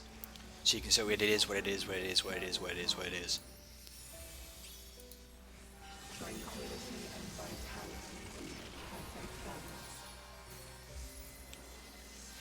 That and not allowed.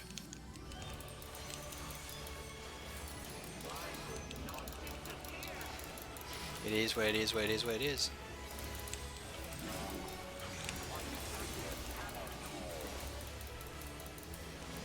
Oh, I think the crystals are behind us. I'll be able to tell you. There you go.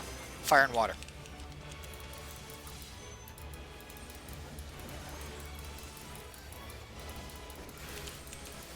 Which means safe spot's gonna be here.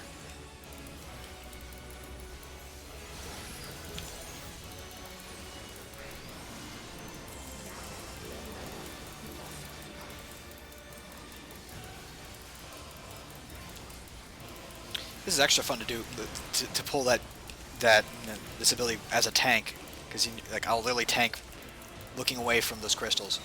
Lightning and wind. Max melee range. Don't be at the Cardinals.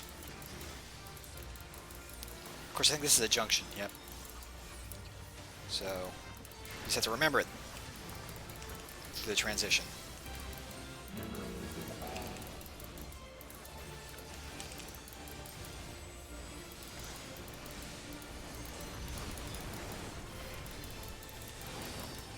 Safe spots over here.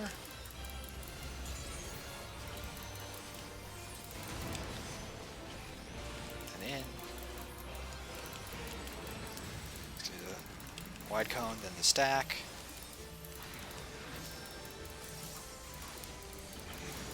Switch back. Gonna cast. Max DPS, max physical, no Cardinals.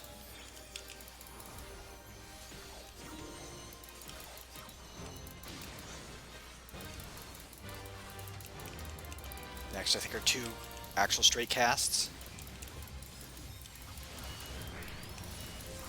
Then they'll Junction Shiva. Wind and Lightning again.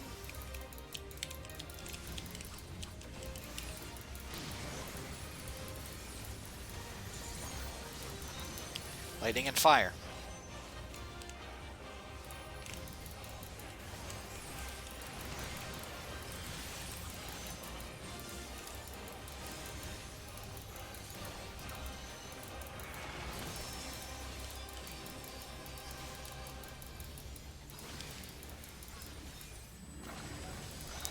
Water and lightning.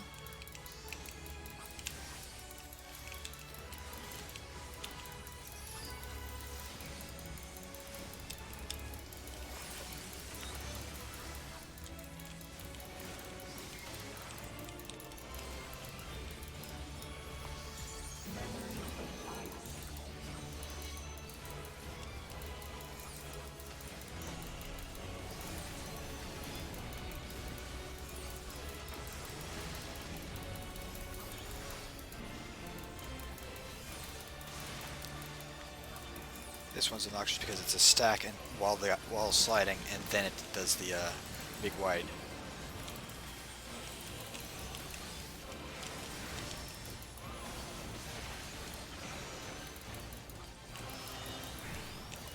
If it was water and lightning previously.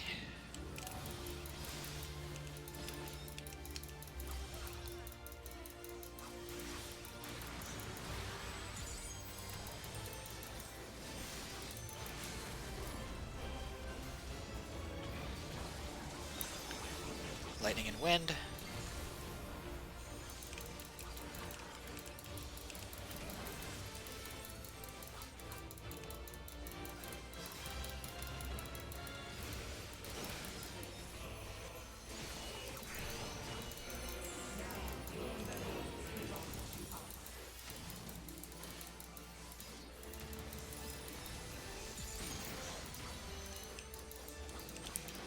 He's gonna do one more and then another. He's gonna grab another and then do another junction type. Water and lightning.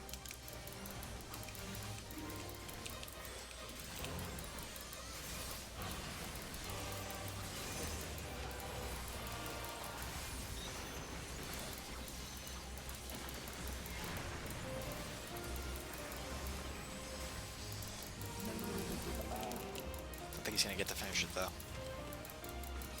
Oh, there you go.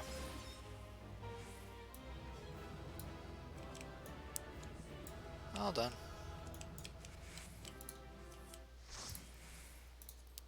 I already have the minion, so we'll see if I get any of the accessories. I really don't care if I do or not. Here we go. Bonsai Bill!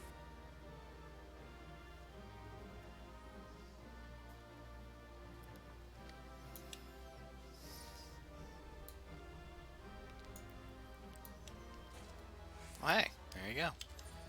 Maybe I'll just grab something. Yeah, no, I totally am too. Seriously, like, I leveled up blue to cap and completed the carnival and got the spellbook filled out twice. Because I have a blue main, which is my old main. My first character was on a quieter server. Then I made this character. I made the lad here for this server, and kind of he became my new main. But I still used my old main for a bunch of stuff, just kind of keeping him relatively current.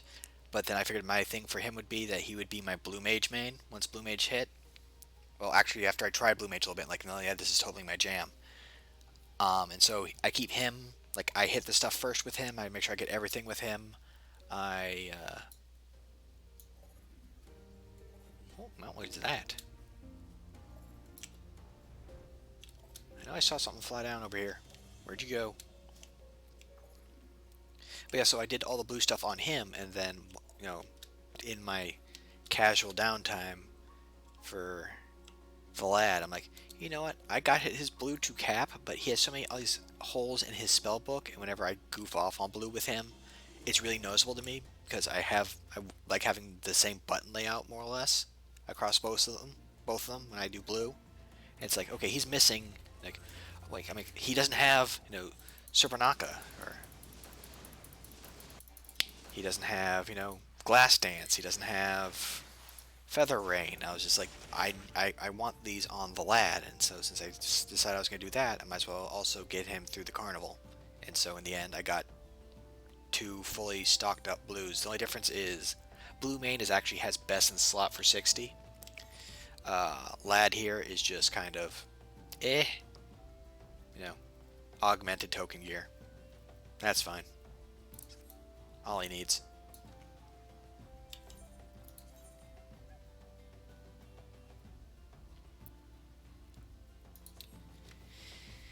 Anyway, let's see. My friend's doing anything? Looks like not quite yet.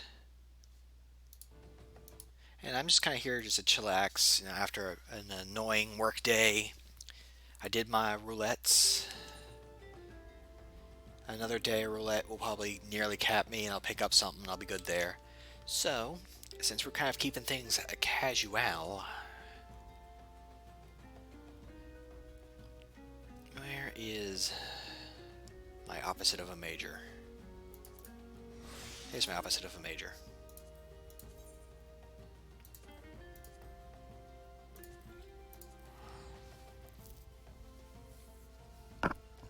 Yeah, I think my favorite thing about blue cap being raised, and it's like I didn't realize until I saw some of the goofy, like some of the old blue art. We are going to be reaching reaching the point where that picture of, oh man, that sucks. No, like I think I got like some decent money off of my guys. Here, I'm just gonna run through them really quick just to, yeah. 50k off of that one.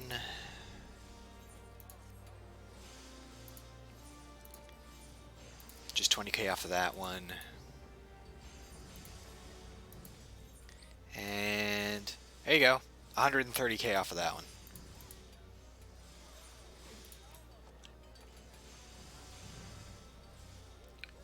Oh yeah, that's kind of how it is, but like you just sell the stuff anyway for decent prices. It's like, you know, you're putting in the time, might as well get the money out of it.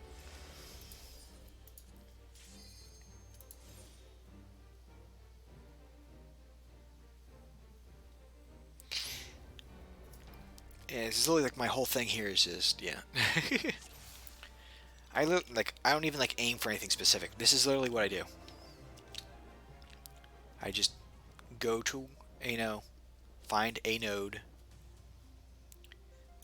find the 3-star thing, mine it, move on to the next, move on to the next. Like, I don't actively aim for anything at all. The only thing I try to do is make sure my GP is high enough for when one of the weather changes comes up to get the 11 rocks or the flare rocks. But yeah, literally this is just all I do. I do this, I put on something to watch on YouTube or on Crunchyroll or whatever video thing I feel like watching, maybe a DVD of Mystery Science Theater, you know, whatever catches my fancy. And just kind of veg out.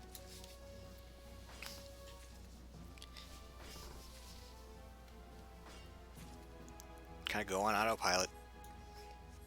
Don't worry too much about aiming for anything in particular. Only thing I really need to keep tabs on sometimes is just making sure, oh hey, is any of my gear fully spirit bound, and I need to pull out the materia from that, because that's good money too. You just grab all those, throw those up on the market board, and just kind of go at it. Don't worry about it. Yeah, no, I mean, like, the reason why I got, went from like around 3 million to nearly 5 million from in here is literally just, once I'm in, I'm circling, even though I have my cursor not showing, I'm circling the Diadem timer right now.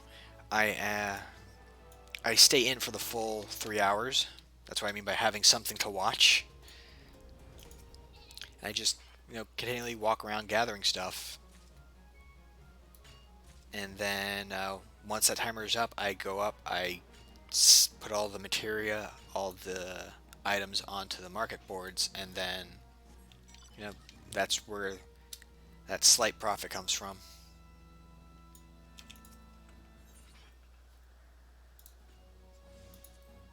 Nothing's really getting invested. The only real cost is in the repairs for the gear for doing all this mining, but it's like, I'm definitely going to get money at least to replace that easily.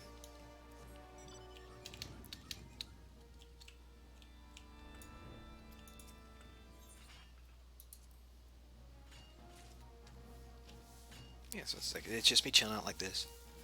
Anyway, to get back quickly to my topic of the thing that I'm looking forward, I think I'm one of the strange things I'm probably looking forward to regarding blue is, do you remember the picture that it's been making its rounds of everyone around Asahi as blue mages spitting fish at him? Because we're going to be able to do that. Like, not actually him, but with the level cap to 70, we can fight Tsukiyomi, which means we can fight the Shade of Asahi, which means we can spit fish at the Shade of Asahi. So we can recreate that picture with an all-blue team. The time is coming.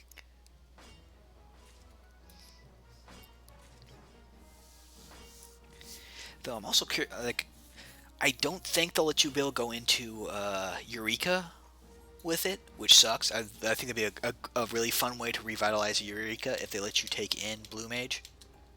But I don't think they'll let you do that. That's kind of on my wish list of, hey, I would love if we could do that.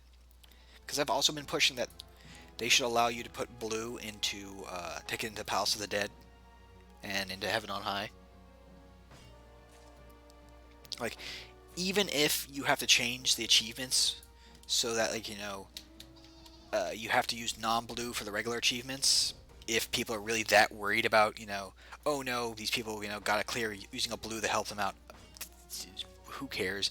And then just having some special, you know, blue specific ones. That's kind of some quality of life fun stuff I think that would be nice to add with the blue patch. I don't expect it to happen, but that's my hope. Blue Palace of the Dead, blue Heaven on High, blue Eureka. Just give it, you know, give more of that kind of content to give blue more stuff to do, because I think that's the big thing that people are really upset is like, oh, you can't use blue in current content. And that's like the big draw. The big people that's like, oh, I don't like this, you know, it being a limited job because you can't use it in current content. You can't use it, you know, and all this stuff. And it's like, okay, let's just give it more, you know, give it better access to the side content, the older content. Don't deny it from being able to go into Palace of the Dead. So maybe like you could you imagine trying to do the whole, was it 300 levels of House of the Dead, doing that solo blue? That could be fun.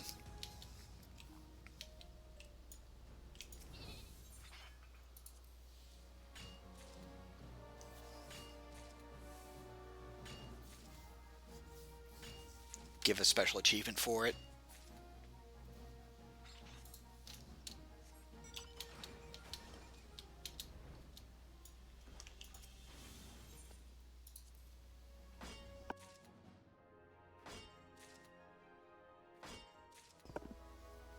So that's kind of my hope.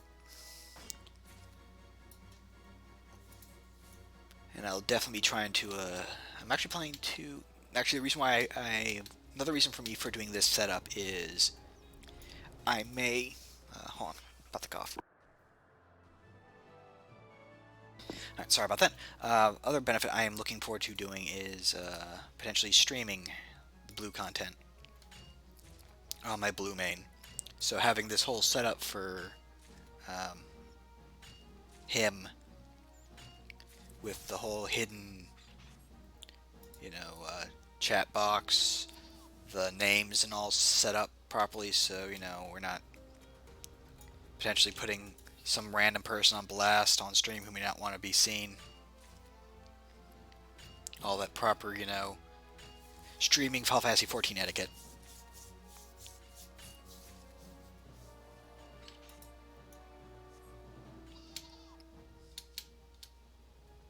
And then I'll just kind of take my blue main and go through all whatever new content there is for it and just have it all on stream. I think that could be fun. So having this set up now is work done now that I don't have to worry about doing later. And as a bonus, I said today's been a crappy day, so getting to test it out like this and just kind of mindlessly yammer, as is my brand, while doing my roulettes and now just random mining. It works. I like it.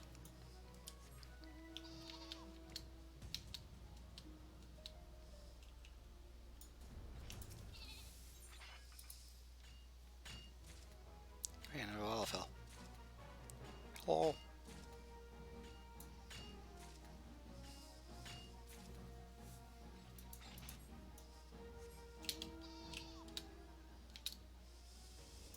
Yeah, I think the last, like, was the last time I was in here or the time before.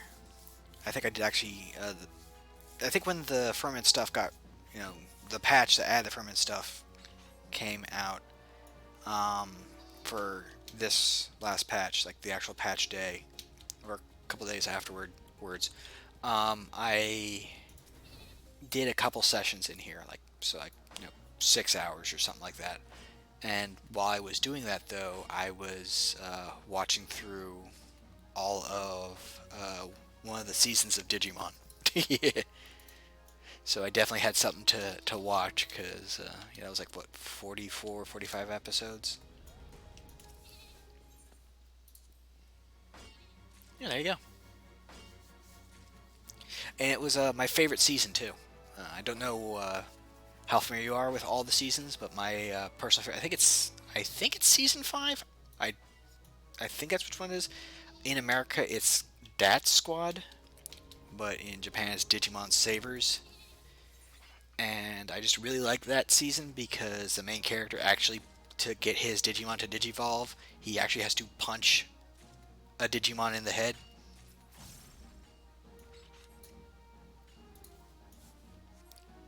Like, he really has to get in there and hit a Digimon, like physically punch it, to get the energy he needs to Digivolve his Digimon. It was like, it's a interesting requirement, so you're not just, okay, oh, well, I can just Digivolve to the top level whatever, whenever, even though the other characters can do that, which is probably one of the things that I thought was weird, like, especially when they unlocked Burst Mode, which is basically hitting a level higher than Mega, which is now known as Ultra. I'm showing off my Digimon nerding here. The form above Ultra is known as above Mega is known as Ultra, but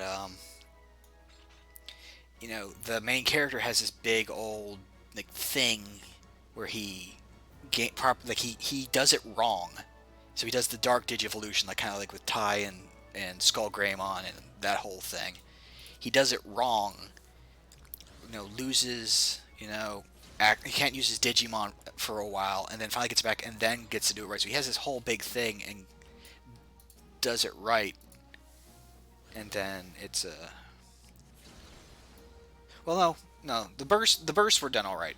So I'm mixing it up. Getting the mega, accessing the mega form. It was like he has this big revelation on what's required to have the proper energy to allow his Digimon to Digivolve the Mega, and he has that revelation, and the other two are like, oh yeah, that makes total sense, and then they can just do it too. It's like, okay, that kind of cheapens his whole, he had to figure this out, and then the other two can just do it. But nature of the beast, I guess, for cartoons like that.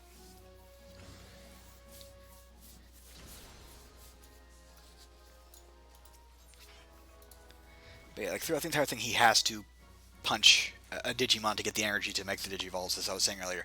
And so, it's an interesting requirement for him, so he can't just Digivolve whenever. He has to be able to hit something to do it. And also because of that, you get to see, a human being run up and punch, a giant dragon Digimon, or, Digi-Satan,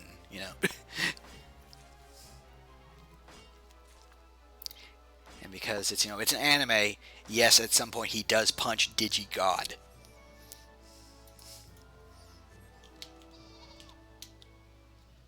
Which is why it's the best Digimon.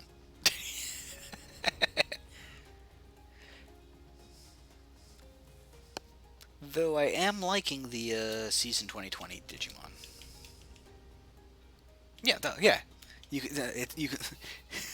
Digimon is now a proper anime because it has a season where the protagonist literally punches Digi-God.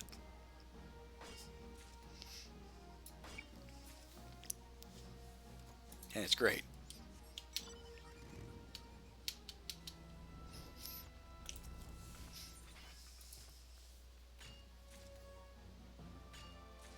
It also introduced me to probably still kind of is my favorite Digimon. Like I love like my icon is Machine Dramon, and I do love me a Machine Dramon. But Bancho Leomon is an experience.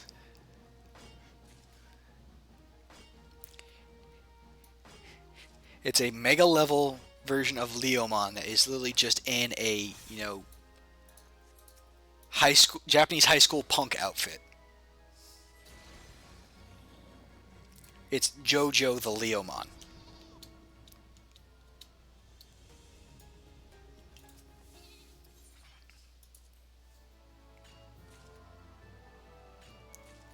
And like I think that's the first series he ever like showed up in. He's very plot important later in the series, so in that season, so he shows up a lot. So you get to see a lot of Bancho Leomon.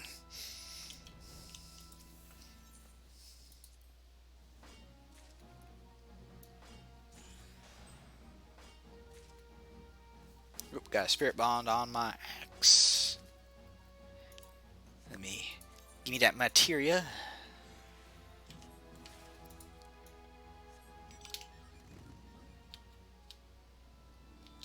And then yeah, so Bancho Leomon, favorite Digimon, Machine Dramon. Again, hardcore casual.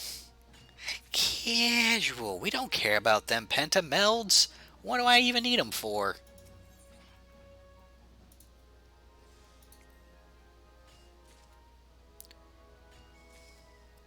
Don't need no pentamelds. We good. We here. We chillin' in the snow. So we are literally chilling. It's probably very cold out here.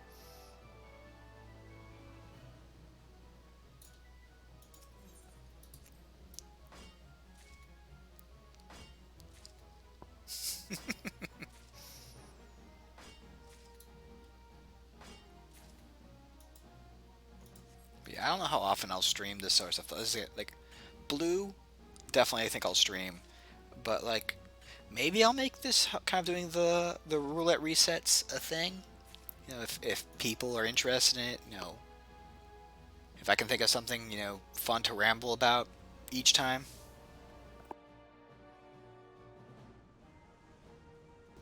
Probably won't include a Diadem run each time. But, you know.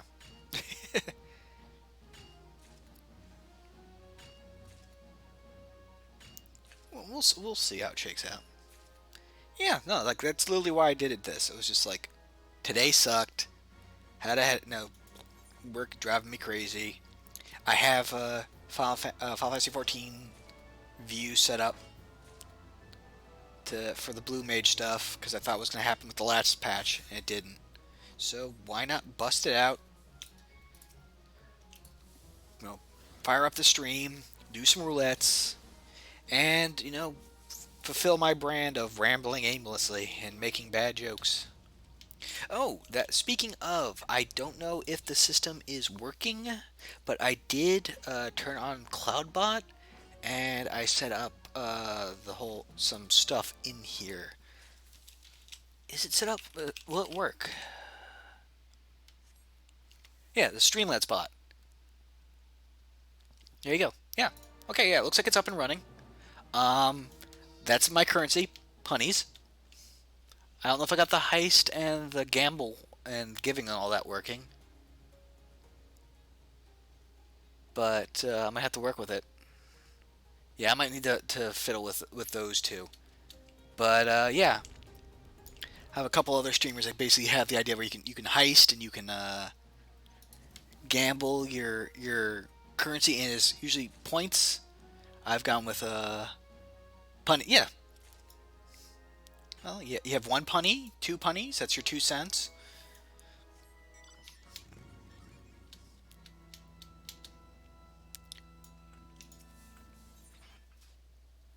Maybe you get enough for a knuckle. But yeah, once I can get that working, there's other streamers that have it set up where yeah, you can just kind of do heists. You can gamble them, and there's like you can do like a top. See who has the most. You can hand them out. You can give them. I can hand out punnies to just everyone if I feel like it. Like, oh hey, thanks for coming by for this really important stream for me. Here's 10,000 punnies for everyone. I could do like little challenges things and go like, oh hey, hey, who thinks, how many attempts is it going to take me to do this or this? This person was right. They get, 50,000 punnies. I can. It seems like it'd be a fun thing to have for interaction with the chat. I just need to get the heisting and the gambling working. I'll look into what's wrong with those. But you gain those seriously just by being in the chat, hanging out. You'll just accrue it over time. I think it's like every 5 minutes you get a couple punnies, and you get a few more if you're actively chatting. So hopefully get people to interact, have fun. Yell at me for my bad jokes. Provide bad jokes of your own to add to my arsenal. Whatever. Kind of, improve the experience, because, the idea is, I started streaming in October, and this would be the start of my first year, hopefully my first actual full year of streaming. And I kind of want to improve the experience, which is why I'm going to get the better mic. I'm going to be trying to get these CloudBot stuff set up. I'm going to try to,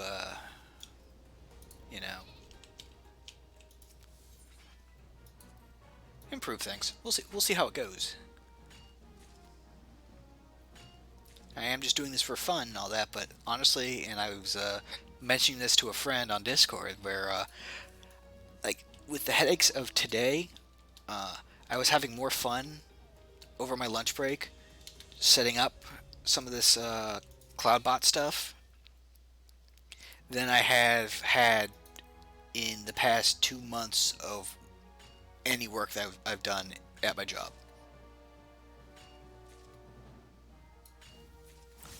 Like, even where I kind of got stuck and a bit frustrated with like some of the saving oddities of the Streamlabs website.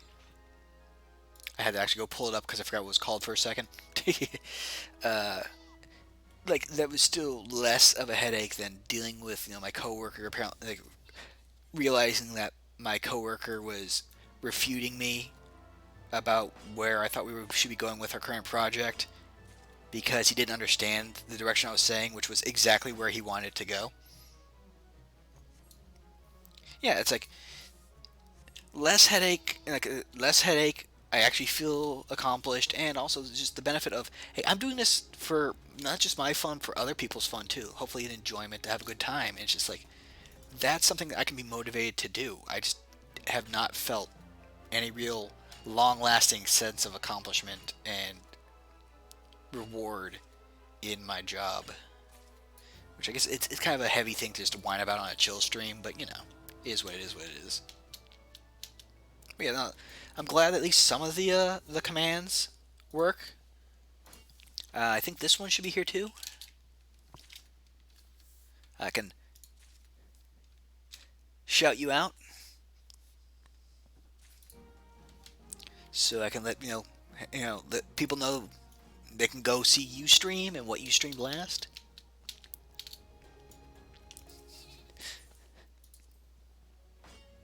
Well, it's just whatever the last thing I think you streamed was. And have you done another stream since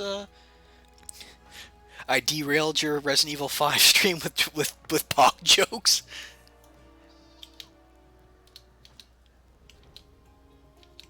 Yeah, so then the next one you do, it should update.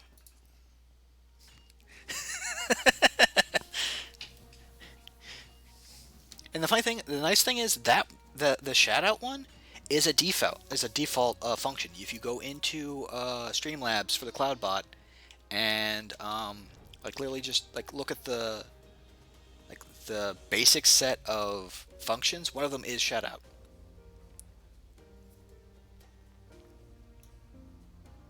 So I definitely threw that one on there because I saw a couple other streamer friends I watch had that. I'm like, no, that's good. I want to, if, you know, anyone is, gonna be cool enough, nice enough, and awesome enough, whatever, for coming over and being like, hey, I'm gonna raid your stream and bring some people to see me being an idiot. I want to, pay that back and be like, hey, check out this cool person that raided me. They were working on this game. Go check them out too. There's the link to their Twitch.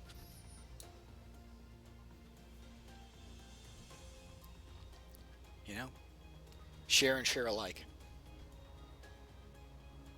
And that's actually part of the reason why I put in the turned on the give function for the points too, for the punnies. So like, hey, someone, oh, they gambled and they lost all their punnies. Someone could be, if they want to be if they want, they can go, hey, here's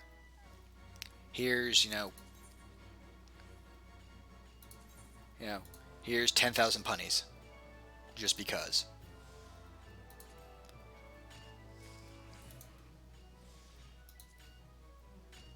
I just need to get the whole gambling and heisting thing working, as I say for the third time.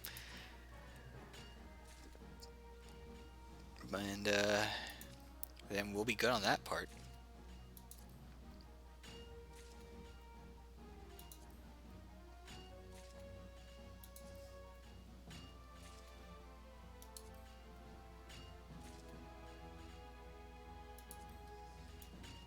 And I also did make sure to set up an actual host message now. Well, I had a host message. I didn't have a raid message in place. But I do have the raid message in place. Actually, I think I can fire it off just to show it off what it looks like. Hold on a second. Let me land my sheep. And let me double check this, because I think it should come across over stream too. Let's see here.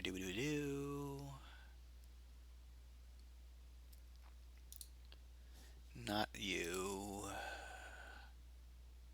Alert box. Where is my...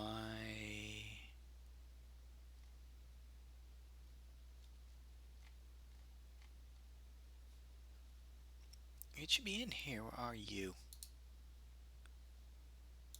Here it is.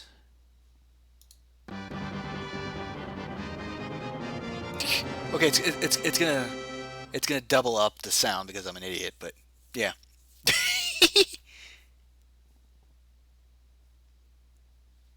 So we got that one for the raids, and then hosting.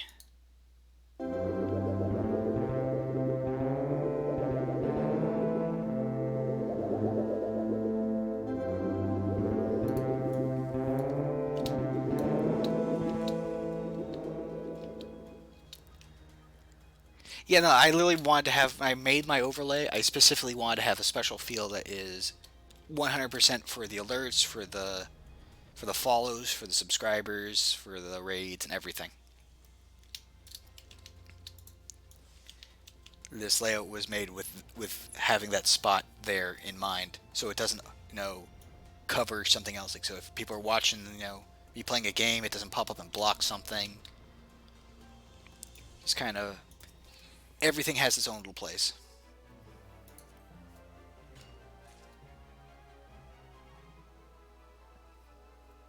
Alright.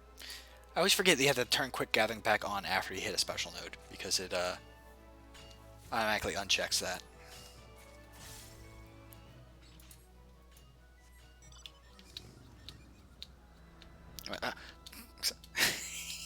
Sorry, I'm glanced over to the my OBS screen. I saw the image of my Lalafell holding an entire orchestrion over outside someone's window.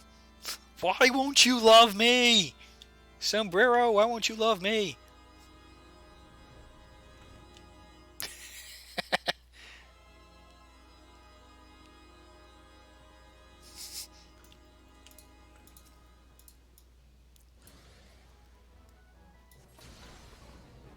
Lalafell aren't all bad. Just unfortunately a lot of weirdos and seems to like playing Lalafell or play them as jokes. No problem. Also, there's a lurk option too. You can actually have it yell out that you're lurking. I think it's just exclamation point lurk. There you go. You can announce that you're lurking. Lurk, lurk, lurk.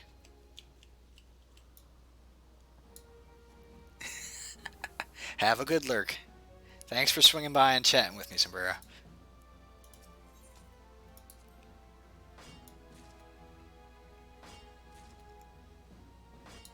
Ooh, let's see here.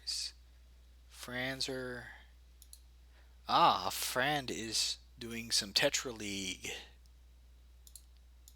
I might have to sneak over and raid him. Because I don't think I'll be...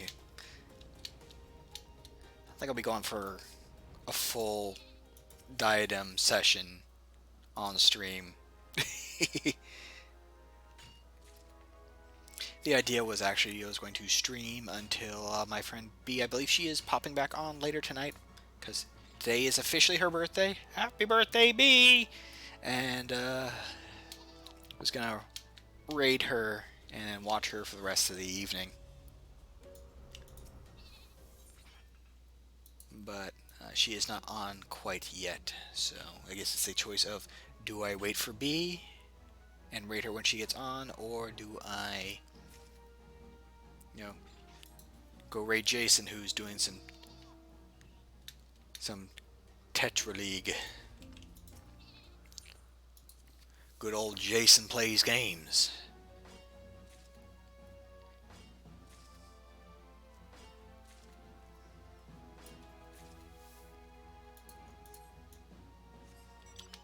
Who has also been a big help with me in this whole streaming situation thing I've been stumbling my way through.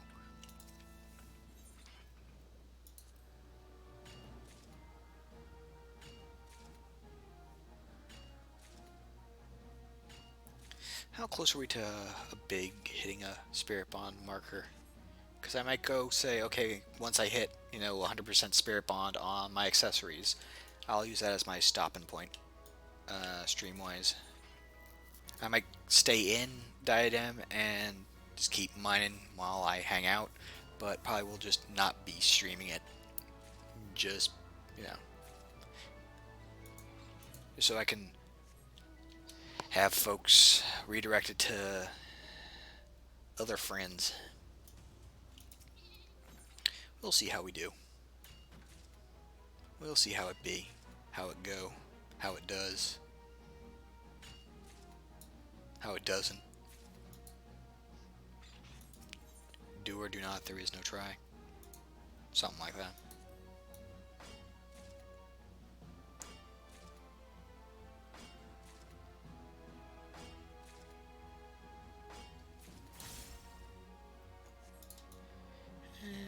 Yeah, I think that's my game plan. Is once I hit soul bond on these, well, that actually might be a little bit, because I just hit a node and that was just what, 1%. So that'd be 26 more nodes. That might be appropriate, actually.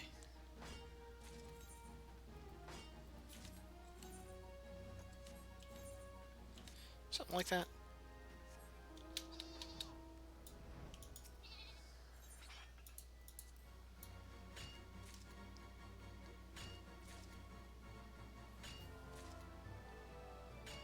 Yeah, I guess we'll do that. That'll just be a thing we can kind of chillax, hop from node to node. I'll ramble for a bit longer, and then once I hit that soulbind marker, I will double check and see if Jason is still doing his Tetra ladder, or if B is on. If B jumps on, whatever she jumps on, that might be the other, whichever happens first sort of a deal. Do I finish soul binding these accessories, or does B come online, whichever happens first?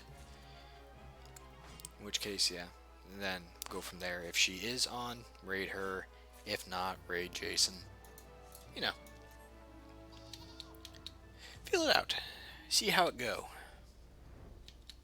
That whole thing I said earlier, like not even a minute ago. Just again. repetitive. And then might also just look into why my heist and my gamble ain't working.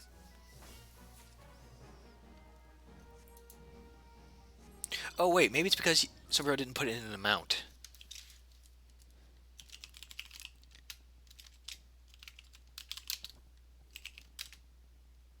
That would be why.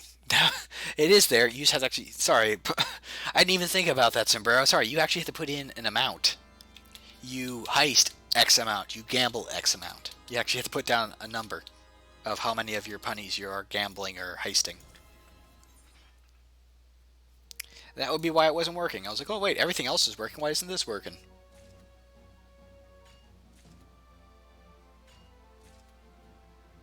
Well, there you go. So yeah, there. It works.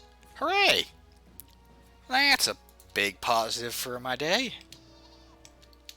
My stream bot's doing what he's supposed to. You can gamble your punnies.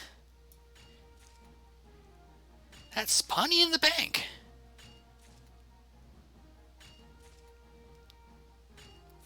I do like the triple terrible of that, where it's penny, it's pun, and it's money. It's like a perfect triumvirate of dumb, which is the best kind of dumb.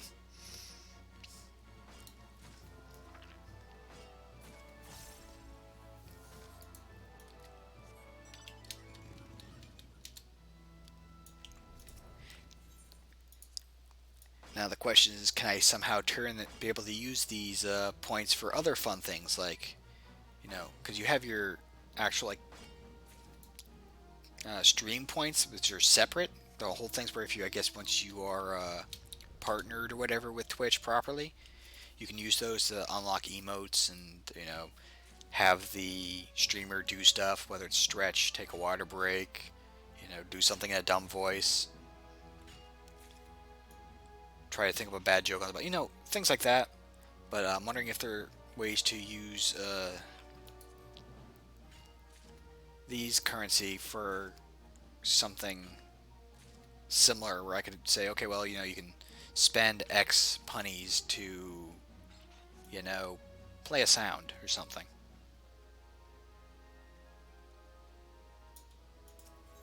Give them more use, rather than just to have and to gamble and to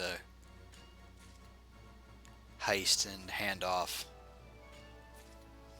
I'll have to look into that. Now that I got I got the base in place, the base structure, which means now we get to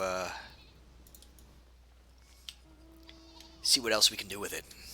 Make it a full punny experience.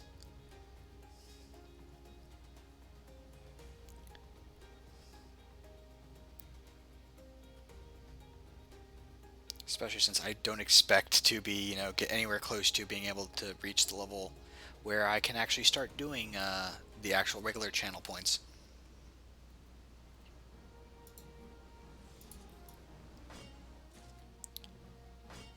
I think I'm too casual about this, and also, I don't actively advertise myself or, put myself out there. I just kind of do this for fun, and whoever comes by to watch, I'm happy you come by, and hopefully I'm entertaining. I mean, that's all that I'm going for.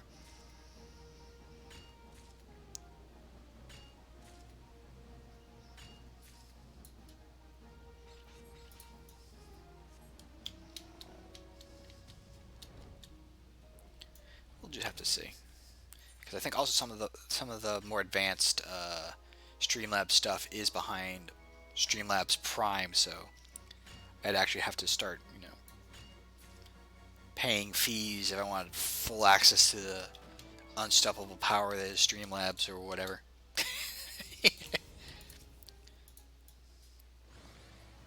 In which case, I'd probably want to potentially start, seeing if I can get some sort of income off of the streams, just so that could go towards paying that stuff. Literally just have the whatever I'm making mostly just go straight back into the stream itself to fund the Prime subscription and stuff like that. Maybe like what I was doing with getting my Elgato off of holiday money and getting a new headset. New speaker, microphone. Words. I can find the proper noun eventually. Getting the new microphone using birthday monies.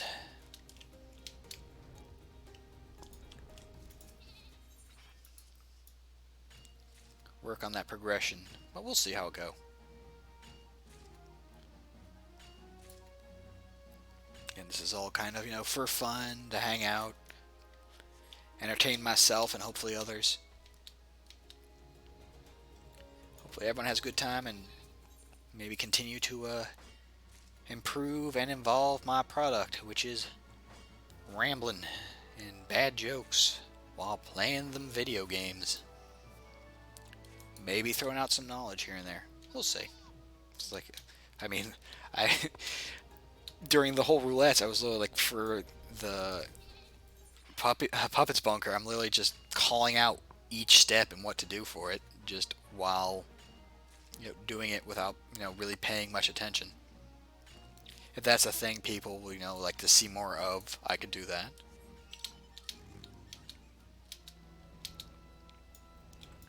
There's options out there. Niches to be filled. Ideas to be tried. Sentences to be stumbled over. Jokes to be groaned at. Adventure. Wonder. Mining. This is CNN.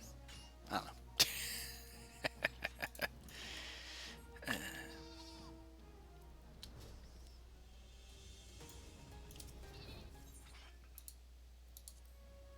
How close are we on our melds now? 81. Okay, yeah, we're okay. We're at a good clip.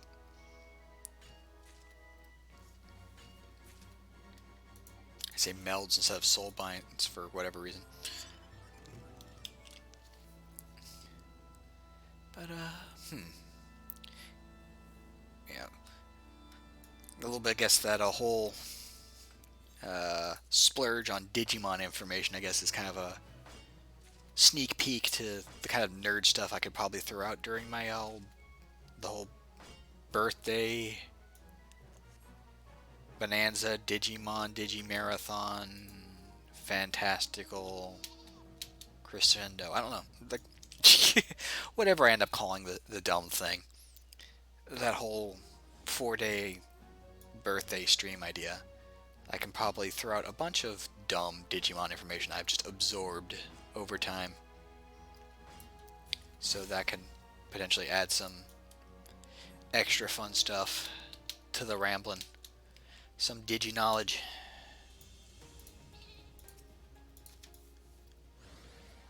To put in your Digi brain.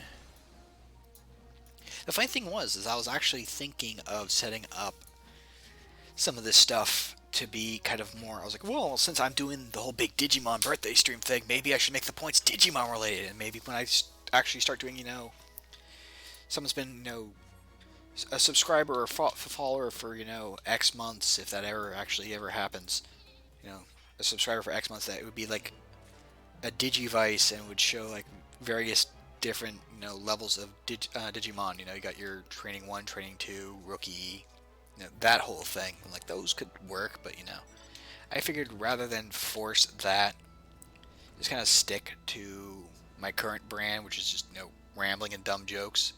So something like just having the punnies as my currency is the way to go, and let whatever style I go for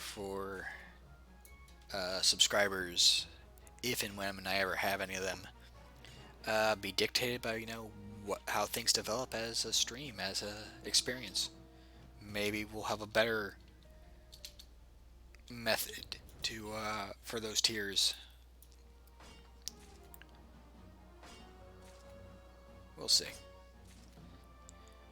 Rather than try to have it all planned out from the start, I think it's just a better thing to stick with something simple for now and just be ready to evolve. Be ready to digivolve. As more dumb Digivolve jokes slammed in here. Things as they come in.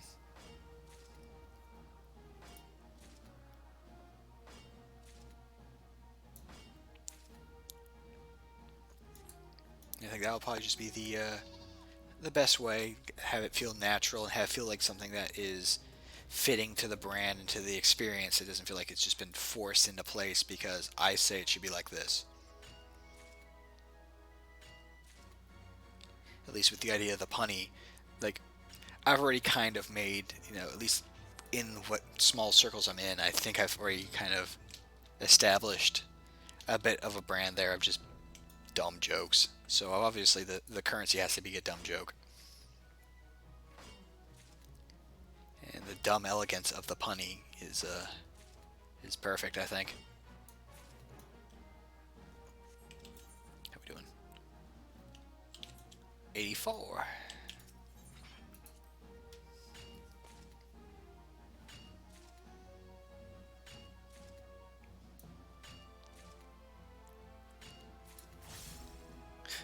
Laser is ready. I didn't even try to say that right. Laser is ready. There. A little more on brand for Bonesaw. Like, yeah, like that could be a fun thing. It's just randomly, if I could find more ways to utilize the punnies, maybe you can know X number of punnies and you can give me something to say that I'll try saying in a really dumb voice. Because, I can do plenty of those. If that's something you enjoy, have good times for everyone involved.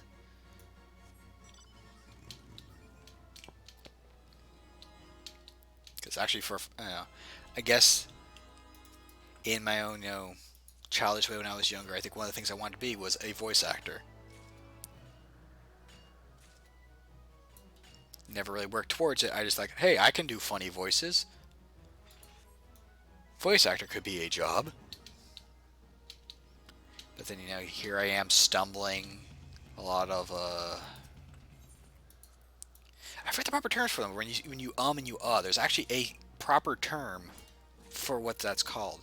I want to say glottal stop, but that isn't it, because that's a noise in some languages. Specifically, one I'm thinking of is Arabic, because you actually have a character where you use kind of the sound. You cut off the sound that you'd be making for that letter, because you have a hamza, which is a glottal stop. A little linguistic knowledge for you. A little bit of that I like to call my random Jeopardy knowledge, where I just know a bunch of random stuff just through, osmosis through life. That one specifically because I was in the military, and my initial job was supposed to be a linguist. So I was actually getting a language crammed into my head, but I could not handle the stress of it because they were trying to teach you, the military, the U.S. military at least. I don't know if it's true or not, but there was stuff going around of languages having various categories based on difficulty, and the little fun story was that English is the only category 5, which is the highest category. I don't know how true that is, but this goes with the story. But languages like Arabic and Chinese, I believe, were rated category 4.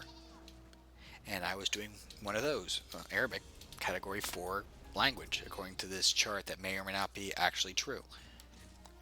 And so I picked up a little bit of Arabic. I don't know how much of it's still in my brain, but also remember little tidbits like the glottal stop.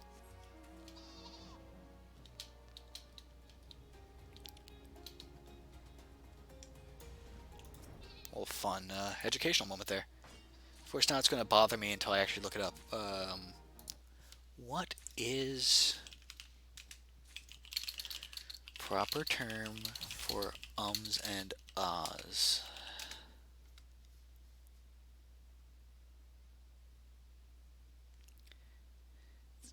Is it just fillers? When you say a lot. There you go. Cluttering? That doesn't seem... I thought there was another proper term for that.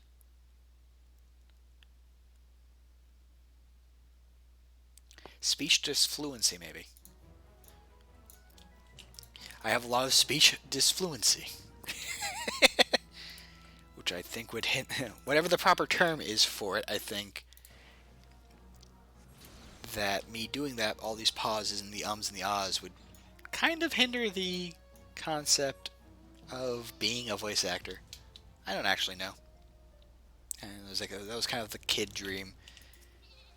The first kid dream was astrophysicist, which is I think way higher than I could ever aim to shoot for. And then I went completely the other way to something very to voice acting, like astrophysicist, voice actor, game designer, and here I am now doing contract programming because I actually decided to go to college for game simulation and design, and then realized, hey, actually programming for video games is probably worse than regular programming, and I'm already not too keen on regular programming because I got the degree and learned programming as a means to an end rather than actually enjoying programming, and here I am with a job where I program for a living. It pays the bills, but you know, this stream for today is all because of me being fed up with my job for today.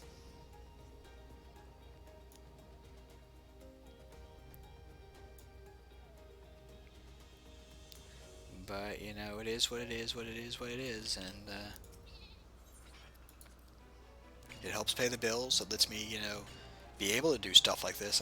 You know, a lot of people probably have, definitely have it. I'm saying probably. Some people may have it worse than I do. How egotistical can I freaking be? There are a lot of people who have it way worse off than I do. And there are people, you know, who try to stream as a living.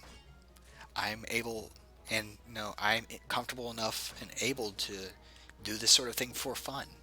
Just, you know, to hang out, to unwind, to balance out the workday and do something that is fun for me and potentially fun for others. So of course I'm going to have things like this shout out. I'm going to raid people like, hey B, so I can raid people like Jason and B who actually are trying to make money off of this sort of thing, because I'm in a comfortable enough place to do so. To finish my train of thought here. Also, as I said over in Discord, happy birthday B! I'm just going on a big tirade about how, you know, I may hate my job, but it's a comfortable enough job where I can get away with, you know, doing stuff like this. I can do this freely. I'm able to stream and do it just for fun. I can pretty freely get better equipment and, you know, spend my evenings doing something like this and stuff. Like people who may have it worse off, where they have a job where they work extra hours or they have to work multiple jobs. So because I have that freedom, of course I'm going to push for things like the shout out and rating friends like UB and Jason, who are actually trying to, you know, get a little bit of, you know, scrape together a bit of extra cash or just make this a living. You know, pay it forward.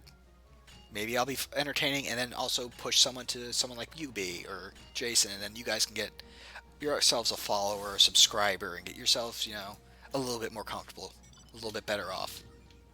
That's my whole goal for this thing. This is why I stream.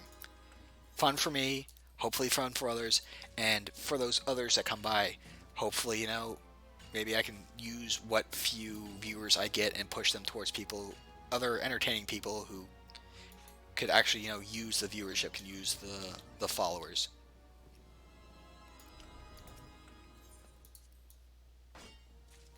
So yeah, there you go. There's my tirade on that.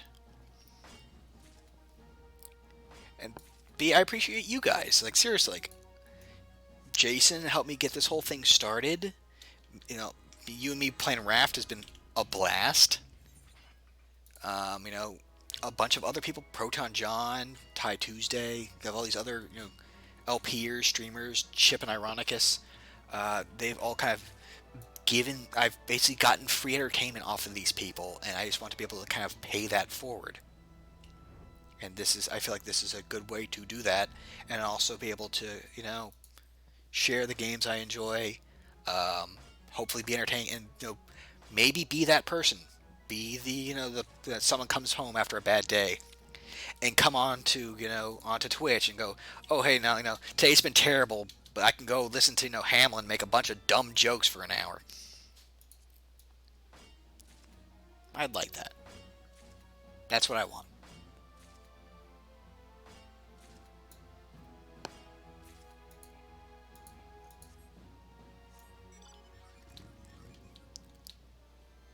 It would definitely be cool if I could actually make a living out of this at some point, but that's not the goal. That's not the goal here. I actually never expect. I don't think I could be anywhere near like Proton John. I think gets like 800 viewers or something. He is, and like his brand. Like if you've not seen Proton John's like streams or just his VODs on YouTube, he has put in the work. It is it's like watching an actual like variety show. He has like an opening thing. He has special transitions. He has he's paid for the like animations for raids and like an ending scene. He's put in the work, and I'm just like, no, I just threw something together because I got the dumb idea to jump in on this like basically over the course of a weekend or something, and he's been at it for like 10 years now, 5-10 years. He's been on it for a while, so like it'd be neat to reach that sort of level at some point, but yeah, definitely not my goal. Goal as it stands right now is this is a fun way for me to unwind. I'm playing these games anyway.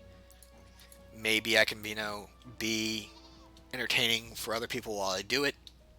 Maybe make their day better, and then point those people towards other streamers and to friends who may also stream and may need that viewer count, that subscriber count. And I'm being repetitive. Over and over and over and over again. That reminds me, B, I mentioned earlier that if I do make some custom emotes, I think I already know 2. And it's basically, it's gonna be a 2-parter, or it's gonna be it is, and the other one's gonna be what it is. So you can do my little rambling thing of it is what it is, what it is, what it is, what it is. I think that'd be a fun emote.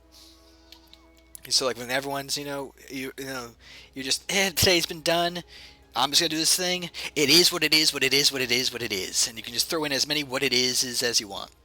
I think that'll be fun. That seems like a good emote.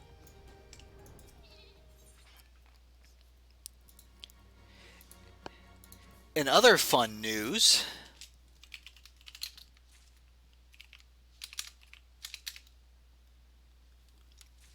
I had the gamble system up. Gamble, heist, and give are all active, and you can get yourself some punnies.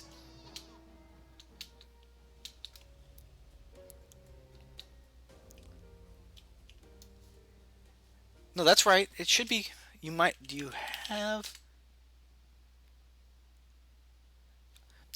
We need to fix that. Hold on a second. We gotta fix that. Cloudbot. Modules. Where is loyalty? Here we go. Where is...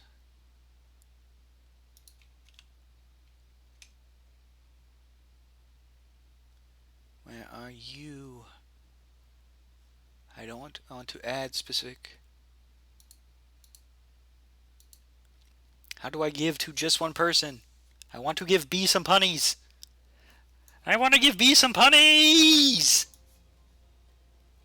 A whole stack of punnies. How do? Want do? How do? Tell me how. Please tell how. Want no now. There's B.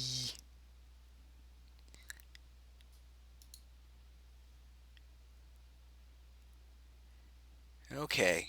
Yeah, it says you have 5 points. Well, now you have 500. 500 for B. I'll add an extra 500 to Sombrero, because he came out and hung out for a while. And if Jason swings by at some point, I'm definitely going to give him something. Like, a good starting cache of punnies for the people who've helped me out and hung out with me for all this stuff, and then of course get some over time. So there you go.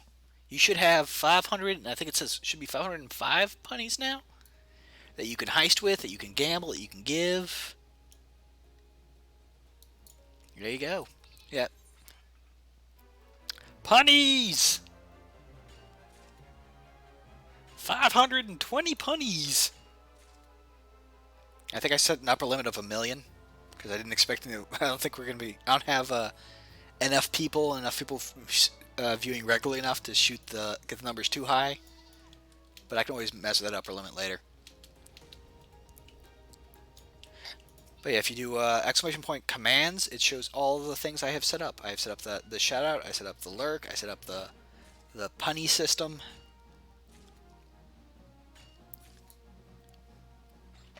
And I was mentioning earlier, I have a plan to potentially looking to see if there's other things we can use with the punnies. Like, okay, you can gamble them, you can heist them, you can. I turn on the ability to give them, so if you have a friend that comes on, you want to help, you want to heist with them, you can just give them some of your punnies if they don't have any yet. But I want to see if there's other things you can do with it. Like I don't think I'm gonna have the regular channel points stuff for a while yet, if at all, just because I think you have to hit like a certain number of subscribers and viewers for all that. But with this thing, I wonder if you can kind of sidestep it a little with this. Maybe say like, oh hey, if someone pays 1,000 punnies, it can highlight their message, and I have to say it in a funny voice. Yeah, I have to hit affiliate. Yeah. So maybe like this kind of be like a little light placeholder for that, or just kind of add more value. Or till then, and also just maybe just to add more value to the punnies themselves, to get kind of actually have a punny economy going. And then the channel points can be just towards unlocking emotes. If you just want to be a viewer, you don't want you aren't capable, you don't have the money to subscribe, or you have one subscribe that you can do and you want to give it to someone else, because I definitely would want it to go to someone who needs the subscriptions. Having the channel points just be like, well, you can unlock what it is, and then be able to use that.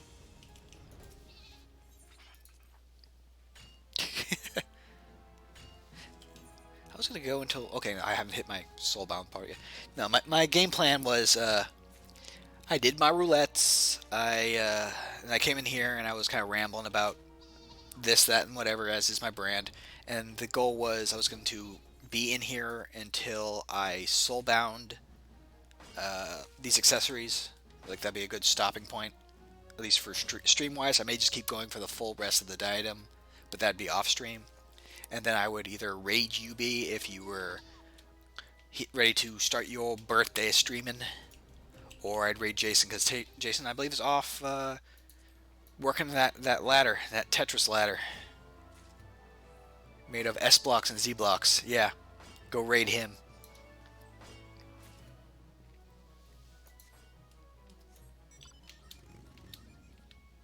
Oh no, buffering problems.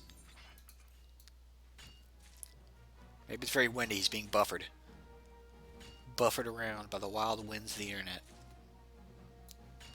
A dark wind howls. All your stats have been reduced to 0.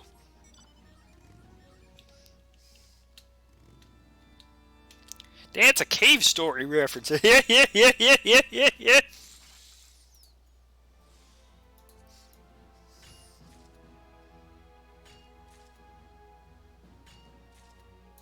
Ooh. Of course, the moment I hit the frigging 500 is when it switches over to lightning weather.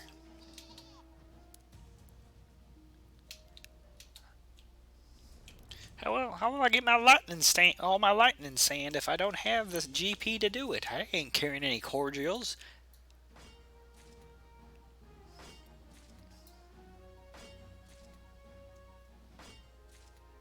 I'm being cordial. Doesn't mean I carry them. See, look. 0. I ain't carrying any of that.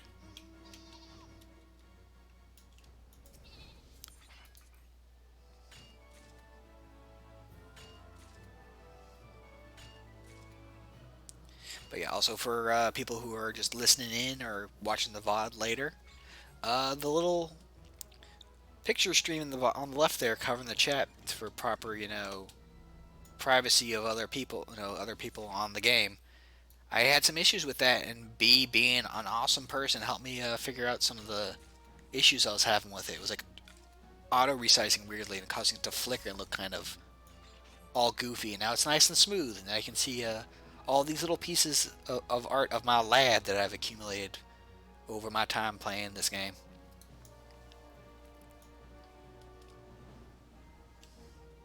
It's him.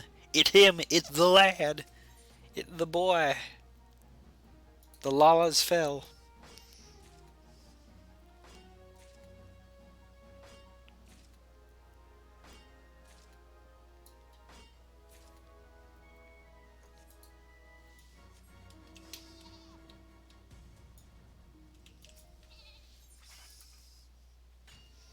How close we?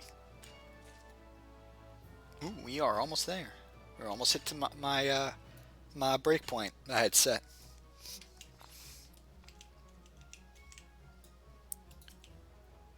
Versus Blast this Biast. Boom.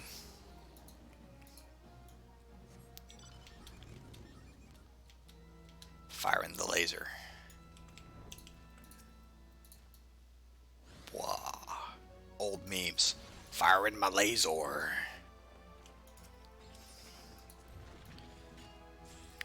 Man, there we go. There they are. There's all the soul binds. That's like 8 soul binds right there. But man, I felt old during Etch's stream because we're talking about old memes, and I'm like, I remember being on ground floor for all your base, and she's like, I have no idea what that is, and it's like I decided to go look it up on Know Your Meme because I forgot how old it was. That's a meme from 1998. People don't remember what all your base was, making me feel old and decrepit. All my jokes are fossilized.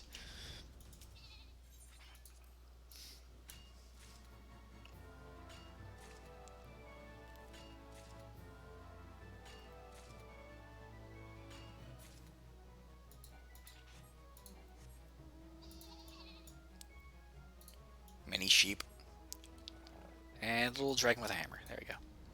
Let's go grab these Litnin stones. And then, yeah, I guess this will be a good... this is my breaking off point.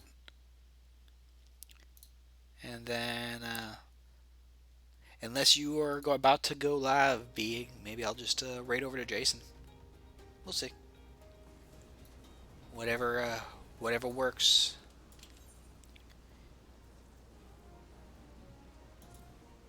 Let me extract. Extract, I say. Extract.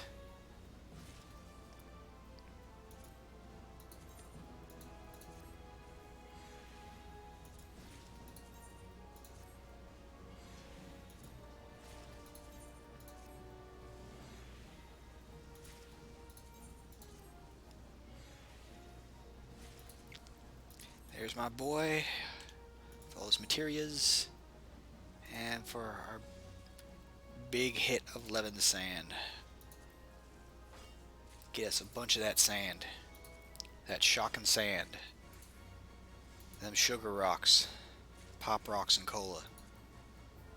I don't know.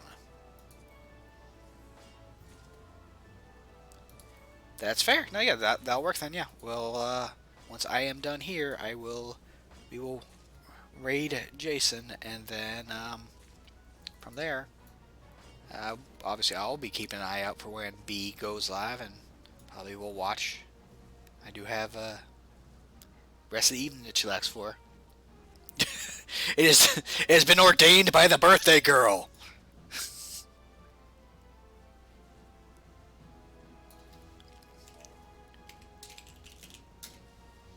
Salute. I'll definitely be swinging, but once you go live, I'm definitely going to hop on and see what you guys are doing for your birthday.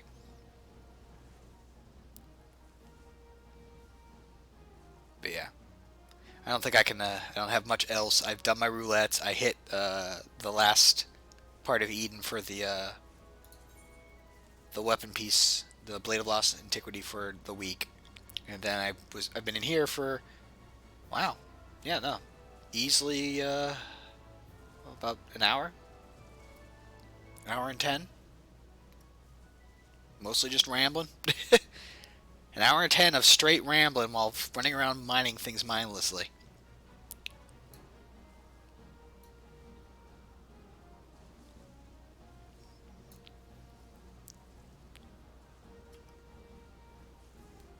So I guess what we'll do now is I'll set things up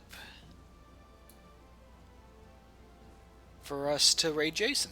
And all you folks who are here, whether you're lurking or you're actually, around, obviously thank you for coming for this kind of surprise, spur of the moment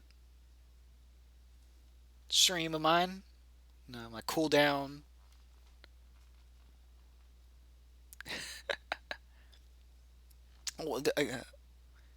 And also, it's your birthday, B. That's obviously what it is. You got that birthday luck going.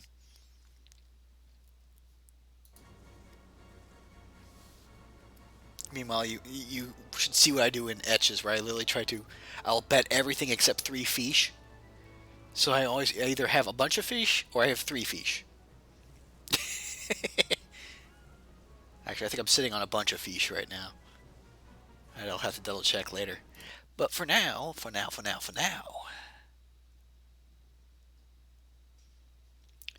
let us raid. Oh, Etcha is raiding too. Etcha is playing. She is playing Stardew Valley. Interesting. I might have to open up another tab and give her a peek. But for now, because the birthday girl ordains it, let us go watch us a Jason.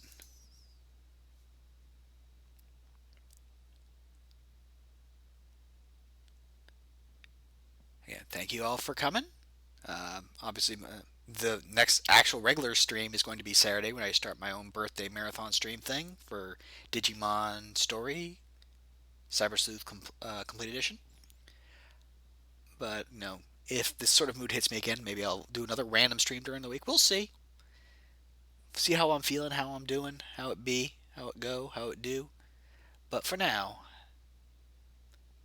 go give Jason your love. Give me your follows if you're not already. And I will see you next time I pop on. Thank you for coming by and have a great evening. Raid now. Now we raid. There we go. Here we come. Here we go. And actually, let me pull him up on Twitch. There we go. And good night, everybody.